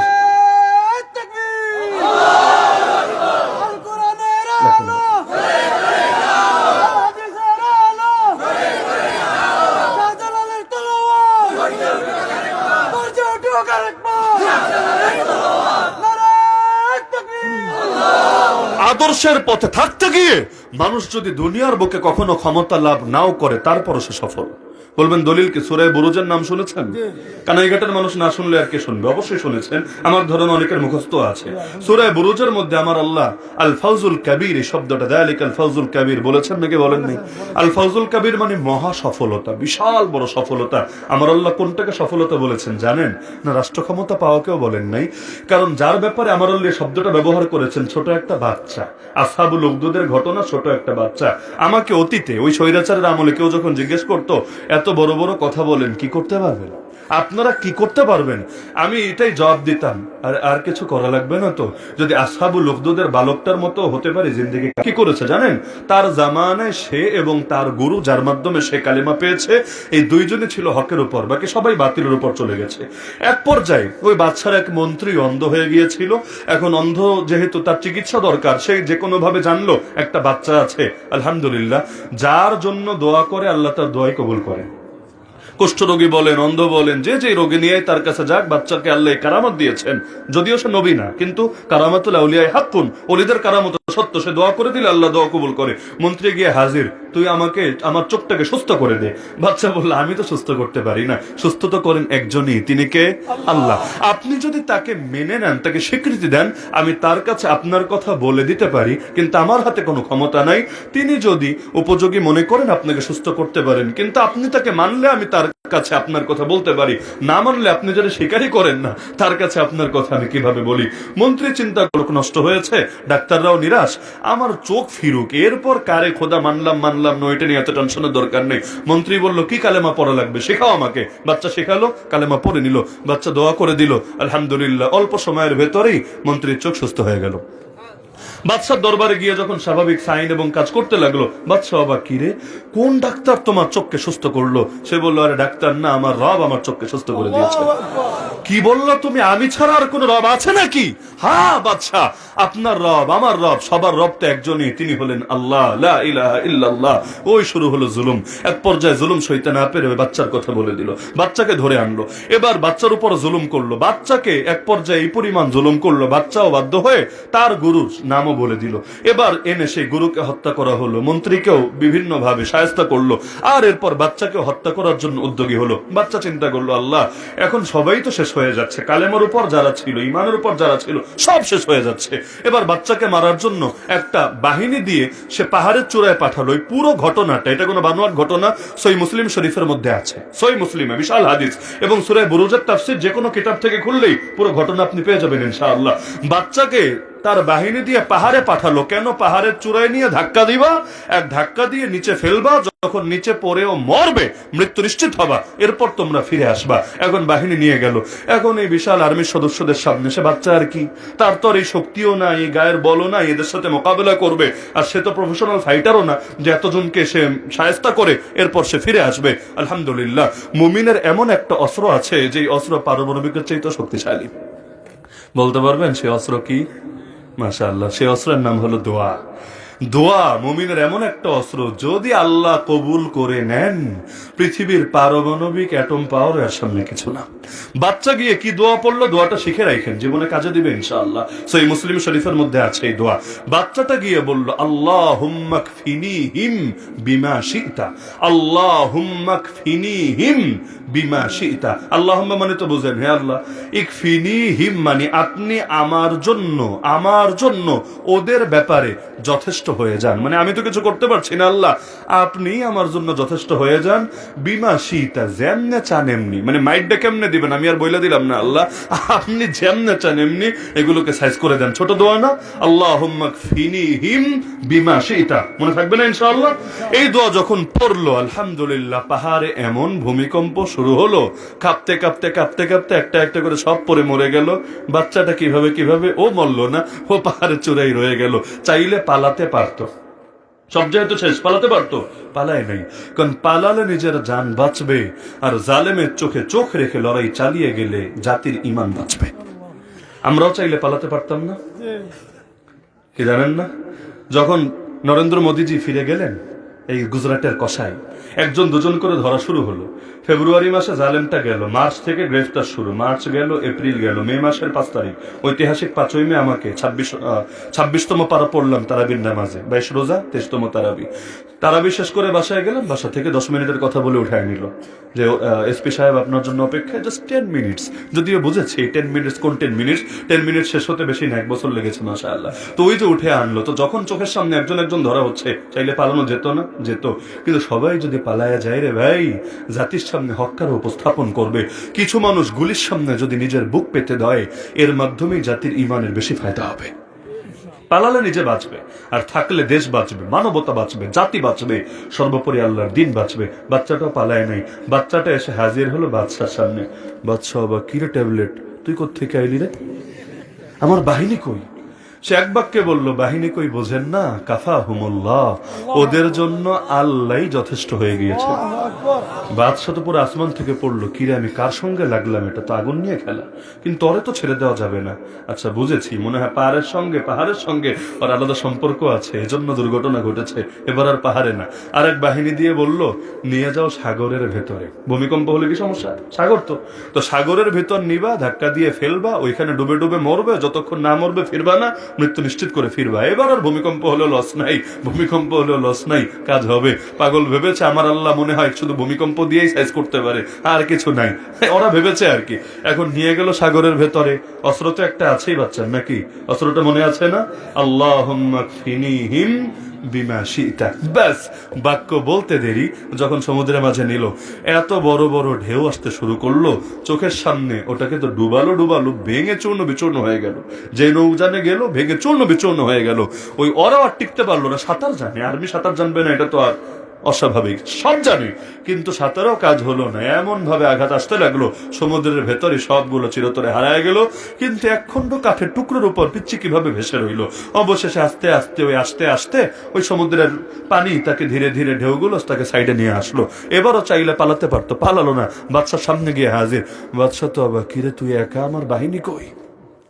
সে বলল, কাফাহুমুল্লাহ, আপনার বাহিনীর জন্য আল্লাহ যথেষ্ট হয়েছেন। এবার তো বাদশার মেজাজ গরম, বুঝতেই পারছে না কিভাবে মারবে, এটাকে কিভাবে সাইজ করবে, বুঝতেই পারছে না। এবার বাদশা বলল, বাদশা জাহাপনা, আপনি যদি চান আমি আপনাকে শিখিয়ে দিতে পারি কিভাবে মারতে পারবেন আমাকে। বাদশা বলল, তাড়াতাড়ি বল, তাড়াতাড়ি। বললো, বাদশা আমাকে মারতে চাইলে প্রথম যে কাজটা করতে হবে, দেশের সব জনগণকে একটা বিশাল খোলা ময়দানে একত্রিত করতে হবে। এটা চিপায় চাপায় বৈশা পারবেন না, সবাইরে হাজির করতে হবে। এরপর 2 নম্বরে শুলি বানিয়ে আমাকে একটা শুলিতে চড়াতে হবে। 3 নম্বরে আমার পিঠের তুনিরের মধ্যে অল্প কয়টা তীর আছে, এখান থেকে একটা তীর নিয়ে সেটা আপনার ধনুকে সেট করে মারার আগে একটা বাক্য বলে মারতে হবে। এমনি মারলে আবার হবে না। কি বাক্য? আবার ওইটা আসতে বললে হবে না, জোরে জোরে বলা লাগবে। বাক্যটা কি? বিসমিল্লাহি রব্বি হাদাল গুলাম। আল্লাহু আকবার। ওই আল্লাহর নামে, যেই আল্লাহ এই বাচ্চাটার রব, এটা বলে মারতে হবে। তবে এটা আসতে বললে আবার হবে না, জোরে বলে মারতে হবে। ইনশাআল্লাহ আপনার মিশন সাকসেসফুল হবে। পাশ থেকে এক মন্ত্রী বলছে, বাদশা পিচ্চি পোলাপানের ফাঁদে পা দিয়েন না। ওই যুগে জেনজি আর কি, এদের ফাঁদে পা দিয়েন না, না হলে ওরা আপনাকে যেদিকে নিচ্ছে পরিণতি ভালো হবে না। কিন্তু রেগে গেলেন তো হেরে গেলেন। মানুষ যখন রেগে যায় ওই সময় তার হিতাহিত জ্ঞান ঠিক থাকে না। এজন্য যুদ্ধের মাঠে হোক আর তর্কের মাঠে হোক, প্রতিপক্ষ চাইবে আপনাকে রাগাতে, কিন্তু আপনি যদি ভালো করতে চান রাগা যাবে না। যদিও মাথা ঠিক রাখা কঠিন, কিন্তু নবীজি বলেন আসল বীর কুস্তিতে চেনা যায় না, লাইসা শাদীদু বিসুরা, আসল বীর তো সে যে রাগের সময়ও নিজেকে কন্ট্রোল করতে পারে। প্রকৃত পুরুষের পরিচয় এখানে যে রাগের সময়ও নিজেকে নিয়ন্ত্রণ করতে পারে। এই যে তালাক দিয়ে সংসার ভেঙে এসে আমাদের মাথা খারাপ করে ফেলে, রাত ভাই 2টা-3টার সময় ফোন দেয়, হুজুর দেখেন বাচ্চাগুলো কিভাবে কাঁদছে, আপনার কি একটু মায়া হয় নেই? দেখেন 3 তালাক দিয়ে ফেলেছি, হিম্মত করে দেওয়া যায় না। আপনি বলে কই আসা লাগবে, এখন আসছি, আমার বউ বাচ্চা সব নিয়ে আসছি, পয়সা কত লাগবে ব্যাপার না, আপনি খেলে একটা মিটমাট করে দেয়। তো ভাই তালাক কয়টা দিছো? দিতে তো আর কম দেই না, একদম 3টাই দিয়ে ফেলেছি। কেউ কেউ তো আরো বেশি দেয়, কিন্তু বুঝতে হয় হুজুর রাগের মাথায় দিয়েছে, মাথা ঠিক ছিল না। আমি জবাব দেই, ওই ঠান্ডা মাথায় তালাক দেয় কেউ? রে আইনা দেখাও পারলে আমার, তালাক তো রাগের মাথায় দেয়, এটা তো ঠান্ডা মাথায় দেওয়ার জিনিস না। তাহলে রাগের সময় যারা নিজেকে কন্ট্রোল করতে পারে, নবী বলেছেন আসল বীরই তারা, আসল বীরই তারা। এজন্য চেষ্টা করবেন, রাগ থাকলে ভেতরে থাকবে, কিন্তু শীতল মস্তিষ্কে কাজ করবেন, ইনশাআল্লাহ বিতর্ক হোক, ফাইট হোক, রাজনীতি হোক, জীবনের সব ক্ষেত্রে ভালো সফল হতে পারবেন ইনশাআল্লাহ। এখন বাচ্চা তো রেগে মেগে ফায়ার বা সবাই জমা করলো, দেখেন সফলতা কারে বলে চিন্তা করেন। ওই বাচ্চা একা কিন্তু রাষ্ট্র ক্ষমতায় যেতে পারতো না, এবং সে রাষ্ট্র ক্ষমতায় যাওয়ার কল্পনাও করলে আর জীবন কাইটা গেলেও হয়তো ধারে কাছেও পৌঁছতে পারতো না। কিন্তু আল্লাহর কুদরত দেখেন, হকের উপর কেউ যদি নিজের জানও কোরবান করতে পারে, শাহাদাত যদি বরণ করতে পারে, আলহামদুলিল্লাহ লস হয় না।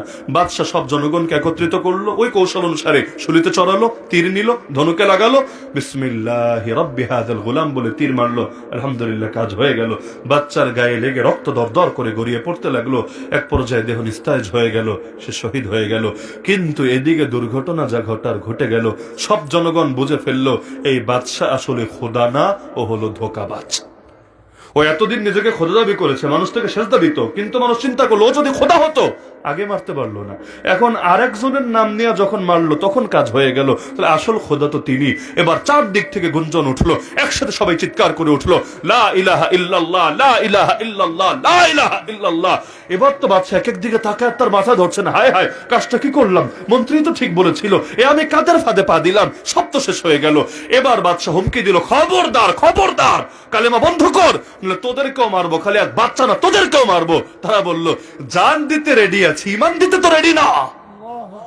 ব্যাস, এখন এত মানুষকে তীর মেরে তো আর মারা যায় না, বললো আগুন জ্বালাও। এটাকে আরবিতে বলে উখদুদ, ওই আগুনের সেই গর্ত, বিশাল করে আগুন জ্বালানো হলো, যেটাকে আমার আল্লাহ উল্লেখ করেছেন, কুতিল আসহাবুল উখদুদ আন-নারি যাতিল ওয়াকুদ ইয হুম আলাইহা কুউদ ওয়া হুম আলা মা ইয়াফআলুনা বিল মুমিনিনা শুহুদ। তাফসীরগুলো পড়ে দেখেন। এখন একজন একজন করে সেখানে আগুনে ফেলা হচ্ছিল, ফেলা হচ্ছিল, ফেলা হচ্ছিল, এভাবে আস্তে আস্তে শেষের দিকে আলহামদুলিল্লাহ সবাই জান দিচ্ছিল, ঈমান দিচ্ছিল না। সহিহ মুসলিমের হাদিস, যে মহিলার কোলে একটা দুধের বাচ্চা, এই মহিলাটা একটু বিচলিত হয়ে গেল, একবার তাকে আগুনের দিকে, আবার কোলের বাচ্চার দিকে, আবার আগুনের দিকে, আবার বাচ্চার দিকে, সে পেরেশান। আর আল্লাহ, এই বাচ্চাটার অপরাধ কি? এই বাচ্চাটা এখনো দুনিয়া চিনতেই শিখলো না, বুঝতেই শিখলো না, এর আগে ওকে আগুনে পুড়ে ছাই হতে হবে, ওকেও শহীদ হতে হবে। একটু উদ্বিগ্ন হলো, কি করবে সে কি জান বাঁচানোর জন্য বাচ্চার কথা চিন্তা করে সে কি লা ইলাহা ইল্লাল্লাহ ছেড়ে দিবে নাকি জান দিবে? আমার নবী বলেন, আমার আল্লাহ সেই বাচ্চার জবান খুলে দিলেন। বাচ্চা চিৎকার করে বলে উঠলো, আরে মা, তুমি যেটাকে ভাবছো আগুনের গর্ত, আরে সেটা জান্নাতের একটা বাগান ছাড়া কিছু না। ঝাঁপ একটা দিয়ে দেখো না, ঝাঁপ দিতে দেরি হবে, রবের জান্নাতে পৌঁছতে দেরি হবে না। আলহামদুলিল্লাহ সেই নারী আর দেরি না করে ঝাঁপ দিল, দুনিয়ার চোখে মনে হলো আগুনে পুড়ে ছাই হলো, আসলে রবের জান্নাতে গিয়ে নিজের জিন্দেগিরে কামিয়াব করে ফেললো। তাহলে ইসলামকে বিজয়ী করবেন কে? আল্লাহ চাইলে তার আদেশ দিয়ে করতে পারেন, গাইবে মদত দিয়েও করতে পারেন, আবাবিল দিয়ে ল্যাংড়া মশা দিয়েও করতে পারেন, কিন্তু আবার আপনার রক্ত ঝরে কেন জানেন? ওই যে শুরুতে প্রশ্ন ছড়েছিলাম, এটা বলে জবাব দিয়ে আলোচনা শেষ করব। কারণ আল্লাহ যদি সব তার নির্বাহী আদেশেই করে দেন, আমার দাম বাড়বে কিভাবে, রক্ত মূল্যবান হবে কিভাবে, কিয়ামতের দিনের জন্য পুঁজি তৈরি হবে কিভাবে? আর আল্লাহ তো চাইলে সবই করে দিতে পারেন, কোন তিনি শুধু বলবেন হও, সঙ্গে সঙ্গে হয়ে যাবে, কেউ পারবে না ঠেকায় রাখতে। কিন্তু আমরা যখন কষ্ট করব, আমরা যখন ত্যাগ বরণ করব, আমরা যখন এর জন্য নিজেদের সর্বোচ্চটুকু কোরবানি দিয়ে জিহাদ আর মুজাহাদার পথে অটল আর অবিচল থাকবো, কিয়ামতের দিন এগুলোই আমাদের নাজাতের জরিয়া হবে ইনশাআল্লাহ। সুতরাং দিনের জন্য কোরবানি দিতে রাজি আছেন তো ইনশাআল্লাহ? জীবন কয়টা? নাকি কানাইঘাটের লোকদের বেশি জীবন? জীবন কয়টা? পুনর্জন্মে তো আমরা বিশ্বাস করি না, হিন্দুরা করতে পারে, আমরা তো আর করি না। জীবন একটা, লাইফ একটা, চান্স কয়টা? একটা। এই চান্সকে কোনোভাবে হাতছাড়া করা যাবে না। জানি না কার হায়াতে কয়দিন বাকি আছে, আমিও জানি না। যেহেতু জীবনটা বড় ক্ষুদ্র আর সামনে কয়দিন বাকি আছে এক আল্লাহই জানেন, আমরা কেউ জানি না। সুতরাং ভাই একটা মুহূর্তকেও হাতছাড়া করা উচিত না। যার যা আছে তা নিয়ে দ্বীনের কল্যাণে নেমে যাওয়া দরকার। কারণ এমন ইবাদত নাই যেটা আল্লাহকে দেখানোর মতো। আপনার থাকলে থাকতে পারে, আমার নাই। এমন নামাজও পড়তে পারি নাই যেটা আল্লাহকে দেখানোর মতো, এমন রোজাও রাখতে পারি নাই যেটা আল্লাহকে দেখানোর মতো। আছে কি জীবনে? একটা জানি তো আছে। আরে সাহাবীরা দেখেন না, এক জান দিয়েও তৃপ্তি মিটতো না। বলতো আরে আমার গায়ে যেই পরিমাণ পশম আছে, এই পরিমাণ প্রাণ যদি থাকতো আর প্রতিটা প্রাণ আল্লাহর রাস্তায় উৎসর্গ করতে পারতাম, তাহলে না একটা বড় পুঁজি নিয়ে দাঁড়াতে পারতাম। আরে নারী কোলের বাচ্চা নিয়ে হাজির হতো, ইয়া রাসূলুল্লাহ বাচ্চাটাকেও যুদ্ধে নিয়ে যান না। আরে বলো কি, এই বাচ্চা নিয়ে কি হবে? ইয়া রাসূলুল্লাহ বুঝি বাচ্চা যুদ্ধ করতে পারবে না, কিন্তু কি করবো বলেন? যারা বড় ছিল আগেই চলে গেছে, তারা তো ফিরে আসে নাই, ঘরে প্রাপ্তবয়স্ক কেউ নাই। সুতরাং সম্বল যা ছিল তাই দিলাম। ইয়া রাসূলুল্লাহ নিয়ে যান না, আপনার কোন সাহাবের কোলে দিয়ে রাখবেন। জালেম যখন আপনার বুকে তীর মারবে, বর্ষা মারবে, আমার বাচ্চাটাকে ঢাল হিসাবে আপনার বুকের সামনে পেতে ধরবে। জালেমের তীর বর্ষা এসে আমার বাচ্চার বুকটাকে ফরফর করে দিয়ে যাবে, কিন্তু আমার বাচ্চার প্রাণের বিনিময় হলে আপনার প্রাণ তো হেফাজতে থাকবে। কাল হাসরের ময়দানে আল্লাহকে গর্ব করে বলতে তো পারবো, আয় আল্লাহ আমি শহীদের মা, আমার সন্তান তার জান কোরবান করেছে তোমার নবীর হেফাজতের জন্য। সুতরাং আসেন না আমরা প্রতিজ্ঞাবদ্ধ হয়ে আল্লাহর সাথে বায়াত করি, সরাসরি আল্লাহর সাথে। আয় আল্লাহ, যতদিন আমার ভেতরে প্রাণ আছে, সেই প্রাণে স্পন্দন আছে, ধমনীতে রক্ত প্রবাহিত আছে, ইনশাআল্লাহ সুম্মা ইনশাআল্লাহ তুমি তৌফিক দিও যাতে করে হকের পক্ষে বাতিলের পক্ষে আমার আমরণ লড়াই আর সংগ্রাম চলতে পারে। এর জন্য যদি জান দেওয়া লাগে যাতে জান দিতে পারি, মাল দেওয়া লাগলে মাল দিতে পারি, এর জন্য হাতে হাত করা পড়া লাগলে তাও পড়তে পারি, এর জন্য ফাঁসির দড়ি গলায় বরণ করে নিলে তাও যাতে হাসি মুখে বরণ করতে পারি, এর জন্য যদি জালেমের হাতে আমার কল্লা কাটা যায় যাবে, কিন্তু আয় আল্লাহ এই কল্লা নত হবে না কোন বাতিলের সামনে।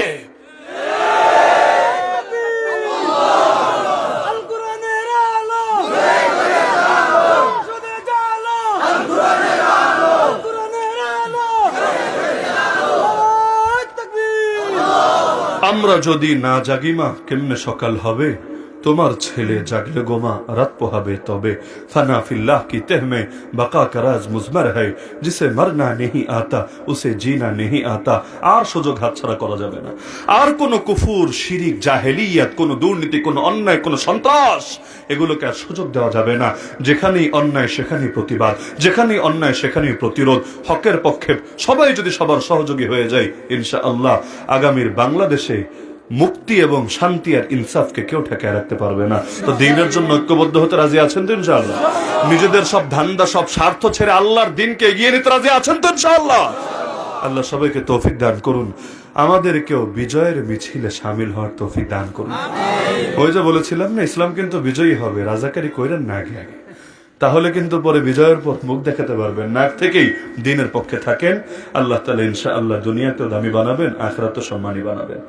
এখানে একটা জিনিস দিয়েছেন, এটা সবাই জেনে গেছে আলহামদুলিল্লাহ। আর এমনিও এ ব্যাপারে মানুষের একটা স্বাভাবিক সেন্টিমেন্ট আছে গণভোটের ব্যাপারে। গণভোটের ব্যাপারে হা এবং না, তো হা মানি কি আর না মানি কি এটা তো মোটামুটি সবাই জেনে গেছেন না। আর এমনিও মানুষ সাধারণত হায়ের পক্ষেই থাকে, স্বাভাবিকভাবে হায়ের পক্ষে থাকে। এখন যদি দেশে কিছুটা সংস্কার চাই, কিছুটা মুক্তি চাই, গোলামের শৃঙ্খল ভেঙে যদি আজাদি স্বপ্ন দেখতে চাই, হিন্দুত্ববাদী এবং আধিপত্যবাদী আগ্রাসন থেকে নিজেদেরকে মুক্ত করতে চাই, হা লাগবে না না লাগবে? হায় লাগবে, মাশাআল্লাহ। শুধু হা, এটা তো একটা দিক, শুধু তাই না, ইসলামের পক্ষেও তো থাকা এবং দিনদরদি জনতার পক্ষেই তো থাকা লাগবে। নাকি আর কোন চোর বাটপারের সুযোগ দেওয়া যাবে? যাবে না। আল্লাহ তাআলা সবাই তৌফিক দান করুন, আমিন। ওমা আলাইনা ইল্লাল বালাগুল মুবিন। ভাইয়েরা অতি অল্প সময়, এই মনে হয় 4-5 দিনের মধ্যে মাহফিলের আয়োজনটা করলেন। আমি অবাক, এত অল্প সময়ে সুন্দর আয়োজন করলেন এবং আপনারাও যেভাবে ধৈর্য ধরে দীর্ঘ সময় পর্যন্ত কথা শুনলেন, আপনাদের ধৈর্যের প্রশংসা করা লাগে। কানাইঘাটের মানুষ তো আর বেশি রাত পর্যন্ত শুনে অভ্যস্ত না, দিনেই বাদ জোহর থেকে মানুষ শুনতে থাকে ওয়াজ, আলহামদুলিল্লাহ। সেখানে রাত কিন্তু কম হয়নি একদম। আপনারা যে ধৈর্যের পরিচয় দিয়েছেন, তবে আমি একটু লজ্জিত আপনাদের কাছে না, যে ভাইরা দাঁড়িয়ে আছেন তাদের কাছে। আমি তো বসে বসে ওয়াজ করলাম, কিন্তু এত সময় দাঁড়ায় থাকা এটা আসলে সহজ কথা না। আমি ক্ষমা প্রার্থী। আসলে উচিত ছিল সবাই একরকম থাকা, দাঁড়ালে সবাই দাঁড়ানো, বসলে সবাই বসা, কিন্তু এখানে জায়গার সংকটের কারণে বা যে কোনো কারণে এটা সম্ভব হয় নাই। আমাকে মাফ করে দিয়েন ইনশাআল্লাহ। মাফ করবেন তো ইনশাআল্লাহ? আল্লাহ সবাইকে তৌফিক দান করুন। একটা কথা, আমরা এলাকার সভা হইন, এই তারিখে খালিদুরির জলসা আছিল। খালিদুরির জলসা এই তফসিরের কারণে তারা পিছাইছেন। আগামী ফরুদিন শুক্রবার তাদের জলসা, আপনার দাওয়াত। আর আহলে মজলিসের পক্ষ থাকিয়া খালিদুরিবাসীর ধন্যবাদ জানাইল। মাশাআল্লাহ, মাশাআল্লাহ। সকলে দরুদ শরীফ পাঠ করি।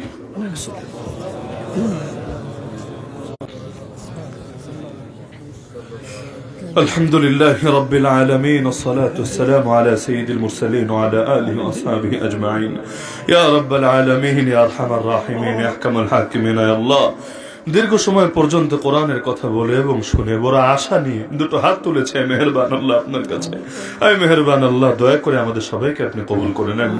আল্লাহ অতীতের সমস্ত গুনাহগুলোকে মাফ করে দেন। আল্লাহ আমরা সবাই পাপী, পাপের সাগরে ডুবে আছি। আল্লাহ আপনি দয়া করে মায়া করে আমাদেরকে এই পাপের সাগর থেকে রক্ষা করেন। আল্লাহ দিল থেকে পাপের আগ্রহকে আপনি বের করে দেন। আল্লাহ ইবাদতের মজা দিয়ে আমাদের দিলগুলোকে পরিপূর্ণ করে দেন। আল্লাহ আমাদের অনেকের মা নাই, বাবা নাই, আপনজন আত্মীয় স্বজন নাই, জানি না তারা কবরে কি কোন অবস্থায় আছেন। আল্লাহ তারা তো আপনার মেহমান হয়ে গিয়েছেন। এই কবরবাসীদের তো তওবার দরজা বন্ধ, তাদের পক্ষ থেকে আপনার কাছে ক্ষমা ভিক্ষা চাচ্ছি। আল্লাহ তাদের প্রত্যেকের কবরে আযাবকে চিরস্থায়ী ভাবে মাফ করে দেন, প্রত্যেকের কবরকে জান্নাতের বাগানে পরিণত করে দেন। আল্লাহ আমাদের যে মুরব্বীরা এখনো জীবিত আছেন সবাইকে নেক হায়াত দান করেন। আল্লাহ আমাদের মধ্যে, আমাদের আপনজনদের মধ্যে যারা অসুস্থ সবাইকে শেফায়ে কামেল আজল নসিব করেন। আল্লাহ যারা ঋণগ্রস্ত সবাইকে ঋণ পরিশোধের তৌফিক দান করেন। আল্লাহ যে যেই মুসিবতে আটকে আছে সকলের মুসিবতকে আপনি দূর করেন। আল্লাহ প্রত্যেকের পরিবারে সুখ শান্তি দান করেন। আল্লাহ আগামীর বাংলাদেশকে ইসলামের বাংলাদেশে পরিণত করার তৌফিক দান করেন। আল্লাহ আমরা ঐক্যবদ্ধ থেকে যাতে এবার ইসলামকে এগিয়ে নিয়ে যেতে পারি, আল্লাহ সেই তৌফিক আমাদের সবাইকে দান করেন। আল্লাহ বিশেষ করে কানাইঘাট এবং জকিগঞ্জের প্রতিটা ইঞ্চে ইঞ্চে মাটিকে আপনি কবুল করেন। আল্লাহ এক টুকরা সোনার মদিনায় পরিণত করার তৌফিক দান করেন। আল্লাহ এই জাতি বড় অবহেলিত, বড় মাজলুম। আল্লাহ রাস্তাঘাটেরও কি করুণ অবস্থায় জালেমরা করে রেখেছে। আল্লাহ মাজলুম জনপদকে আল্লাহ আপনি উন্নত করার তৌফিক দান করেন। আল্লাহ আপনি তো দোয়া শিখিয়েছেন, রব্বানা আতিনা ফিদ দুনিয়া হাসানা ওয়া ফিল আখিরাতি হাসানা। আল্লাহ আমরা আপনার কাছে দুনিয়ার কল্যাণও চাই, আখিরাতের কল্যাণও চাই। আল্লাহ উভয় জাহানের কল্যাণ আপনি আমাদেরকে নসিব করেন। আল্লাহ যারা এখনো হজ উমরায় যেতে পারেনি অতি দ্রুত কবুল হজ কবুল উমরা করার তৌফিক দান করেন। আল্লাহ বারবার এই চোখ দিয়ে আপনার ঘর দেখার, নবীর রওজায় গিয়ে সালাত এবং সালাম পেশ করার তৌফিক দান করেন। আল্লাহ আপনার এই বান্দারা বড় অল্প সময় প্রস্তুতি নিয়ে কোরআনের মাহফিলের আয়োজনকে সফল করে তুলেছে। হায় আল্লাহ যাদের উদ্যোগে, যাদের অর্থে, যাদের অবদানে আজকের এই মাহফিল সফল হয়েছে প্রত্যেককে তো চেনেন, প্রত্যেককে তো জানেন। হায় আল্লাহ প্রত্যেকের এই খেদমতগুলোকে কবুল করে নেন, এই খেদমতগুলোকে আখিরাতের নাজাতের জরিয়া বানিয়ে দেন। বিশেষ করে যারা দান সদকা করেছে তাদের প্রতিটা পয়সাকে আপনি কবুল করে নেন। যে যে নিয়তে দান করেছে প্রত্যেকে দিলেন নেক মাকসাদকে পূরণ করে নেন। জিন্দা মুর্দা সবাইকে মাফ করে দেন। আসমানি জমিনে সমস্ত বালা মুসিবত থেকে হেফাজত ফরমান। হায় আল্লাহ অনেকে প্রবাসে আছে, প্রবাস থেকে আপনার এই কোরআনের বাগানকে তারা ভোলে নাই। আয় আল্লাহ তাদের প্রবাস জীবনকে আপনি সুখময় বরকতময় বানিয়ে দেন, তাদের রুজি রোজগারে আরো বেশি থেকে বেশি বরকত দিয়ে দেন। আয় আল্লাহ তাদেরকেও দ্বীনের খেদমতে আরো বেশি থেকে বেশি অবদান রাখার তৌফিক দিয়ে দেন। আয় আল্লাহ এবার যদি না পারি আর কবে পারবো। আয় আল্লাহ জাতির দিল তো আপনার হাতে। আয় আল্লাহ আপনি চাইলে সকলের দিলকে তো নিয়ন্ত্রণ করতে পারেন অতি সহজে। আয় আল্লাহ এই জাতির দিলটাকে ইসলামের পক্ষে আপনি ঘুরায় দেন। আয় আল্লাহ আর কোন বিদেশিদের দালাল যাতে এই জাতির মাথার উপর চাপতে না পারে। হিন্দুত্ববাদী আগ্রাসন, মার্কিনী আগ্রাসন, সেকুলার আগ্রাসন, কোন আগ্রাসন যাতে এই জাতির উপর চালাতে না পারে সেই তৌফিক আপনি দান করেন। আয় আল্লাহ একটা মাত্র জীবন, সেই জীবন দিয়ে আপনার দ্বীনের সর্বোচ্চ খেদমত করে যাওয়ার তৌফিক দান করেন। আয় আল্লাহ আপনার বান্দারা এই দীর্ঘ রাত পর্যন্ত একমাত্র আপনার মহব্বতে পড়ে আছে। আল্লাহ প্রতিটা বান্দার উপর আপনি রাজি এবং খুশি হয়ে যান। প্রত্যেকের নাম জাহান্নামের তালিকা থেকে কেটে জান্নাতের তালিকা অন্তর্ভুক্ত করে নেন। আল্লাহ জানি না কার হায়াতে কয়দিন আছে, জানি না জীবনে আর দ্বিতীয়বার দেখা হবে কিনা। আয় আল্লাহ দুনিয়াতে আর দেখা হোক বা না হোক, জান্নাতে যাতে সবার দেখা হয়। কেউ যাতে আয় আল্লাহ কপাল পোড়া হয়ে জাহান্নামে চলে না যায়, পুল সিরাত থেকে কেটে টুকরা টুকরা হয়ে জাহান্নামে পড়ে না যায়। আয় মেহেরবান আল্লাহ সেই তৌফিক আমাদেরকে দান করেন। আল্লাহ এই ময়দানে যেভাবে একত্রিত হলাম আরশের ছায়ায় সেভাবে একত্রিত হওয়ার তৌফিক দান করেন। আয় আল্লাহ দ্বীনের জন্য আরো বেশি বৃদ্ধি করে দেন। আয় আল্লাহ মুসলমানদের মহব্বত যত বাড়বে, ঐক্য যত বাড়বে, দ্বীনের বিজয় তত সহজ হবে। আয় আল্লাহ আমাদের এই সংকীর্ণ দিলগুলোকে উদার বানানোর তৌফিক দিয়ে দেন। আয় আল্লাহ আমি অধম, আয় আল্লাহ যে কথাগুলো বললাম, আপনার বান্দারা যে কথাগুলো শুনলো, এগুলোর মধ্যে যা কিছু উপকারী আয় আল্লাহ এগুলো জিন্দেগিতে বাস্তবায়ন করার তৌফিক দিয়ে দেন। আয় আল্লাহ আগামী তার বৃহৎ পরিসরের সুন্দরভাবে এই কোরআনের মাহফিলের আয়োজন সম্পন্ন করার তৌফিক দিয়ে দেন। আয় আল্লাহ যারা নিজেদের মাহফিলকে পিছিয়ে এই মাহফিলকে সফল করে তুলেছে, আল্লাহ এই জামানার জন্য এটাও বড় উদারতা।